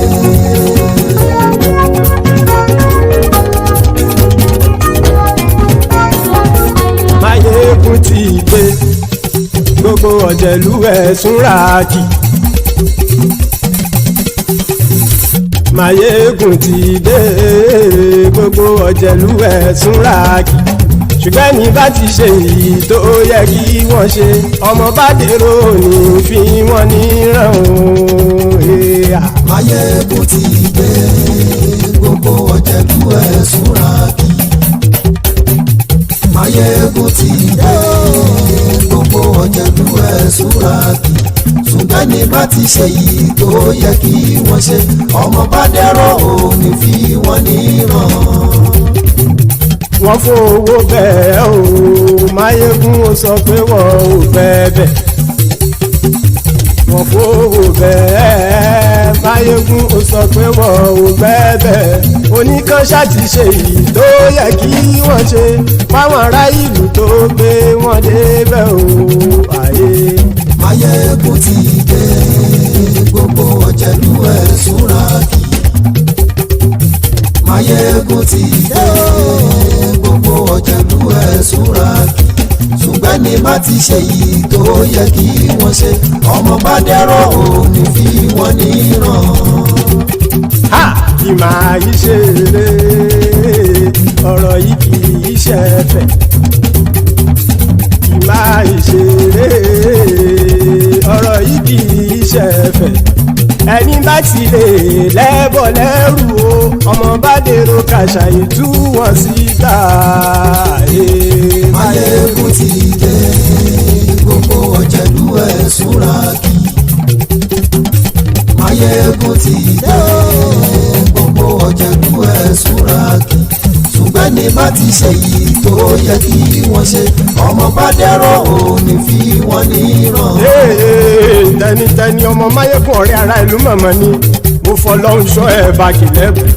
Lóòótọ́ olódodo ìlú ọ̀tá ìlú mọ̀mọ́ ni ìwọ ṣá máa ń ṣọ́ra kò sì mọ́ bẹ̀rù. Bọ́tà ń lè rí bóníṣègùn lé káwọn mọ̀mọ́ fi ṣera wọn ni ó ti dẹrùn tí wọn ò gbọ́dọ̀ sì mọ́ bẹ̀. Èèpo ọ̀bọ lọmọ bá dérò tàjẹ́ ò gbọ́dọ̀ jẹ́, ó ti jọba lórí àbínú ẹni kò sì mọ́ bùyà. Àìsíwọ́lu ní ẹnìkẹ́ ìgbódì ẹyin lábàrá o, ó kó ẹni tó bá dán o àkàmù. Maiyegun ti dé. Gbogbo ọ̀jẹ̀lú ẹ̀sùn ràkì. Maiyegun ti dé. Gbogbo ọ̀jẹ̀lú ẹ̀sùn ràkì o. ẹni bá ti ṣe èyí tó yẹ kí wọ́n ṣe ọmọ bá dèrò òní fi wọ́n níran o. Maiyegun ti dé gbogbo ọ̀jẹ̀lú ẹ̀ súnra kí. Maiyegun ti dé gbogbo ọ̀jẹ̀lú ẹ̀ súnra kí. ṣùgbọ́n ní bá ti ṣe yìí tó yẹ kí wọ́n ṣe ọmọ bá dẹ́rọ̀ òní fi wọ́n níran.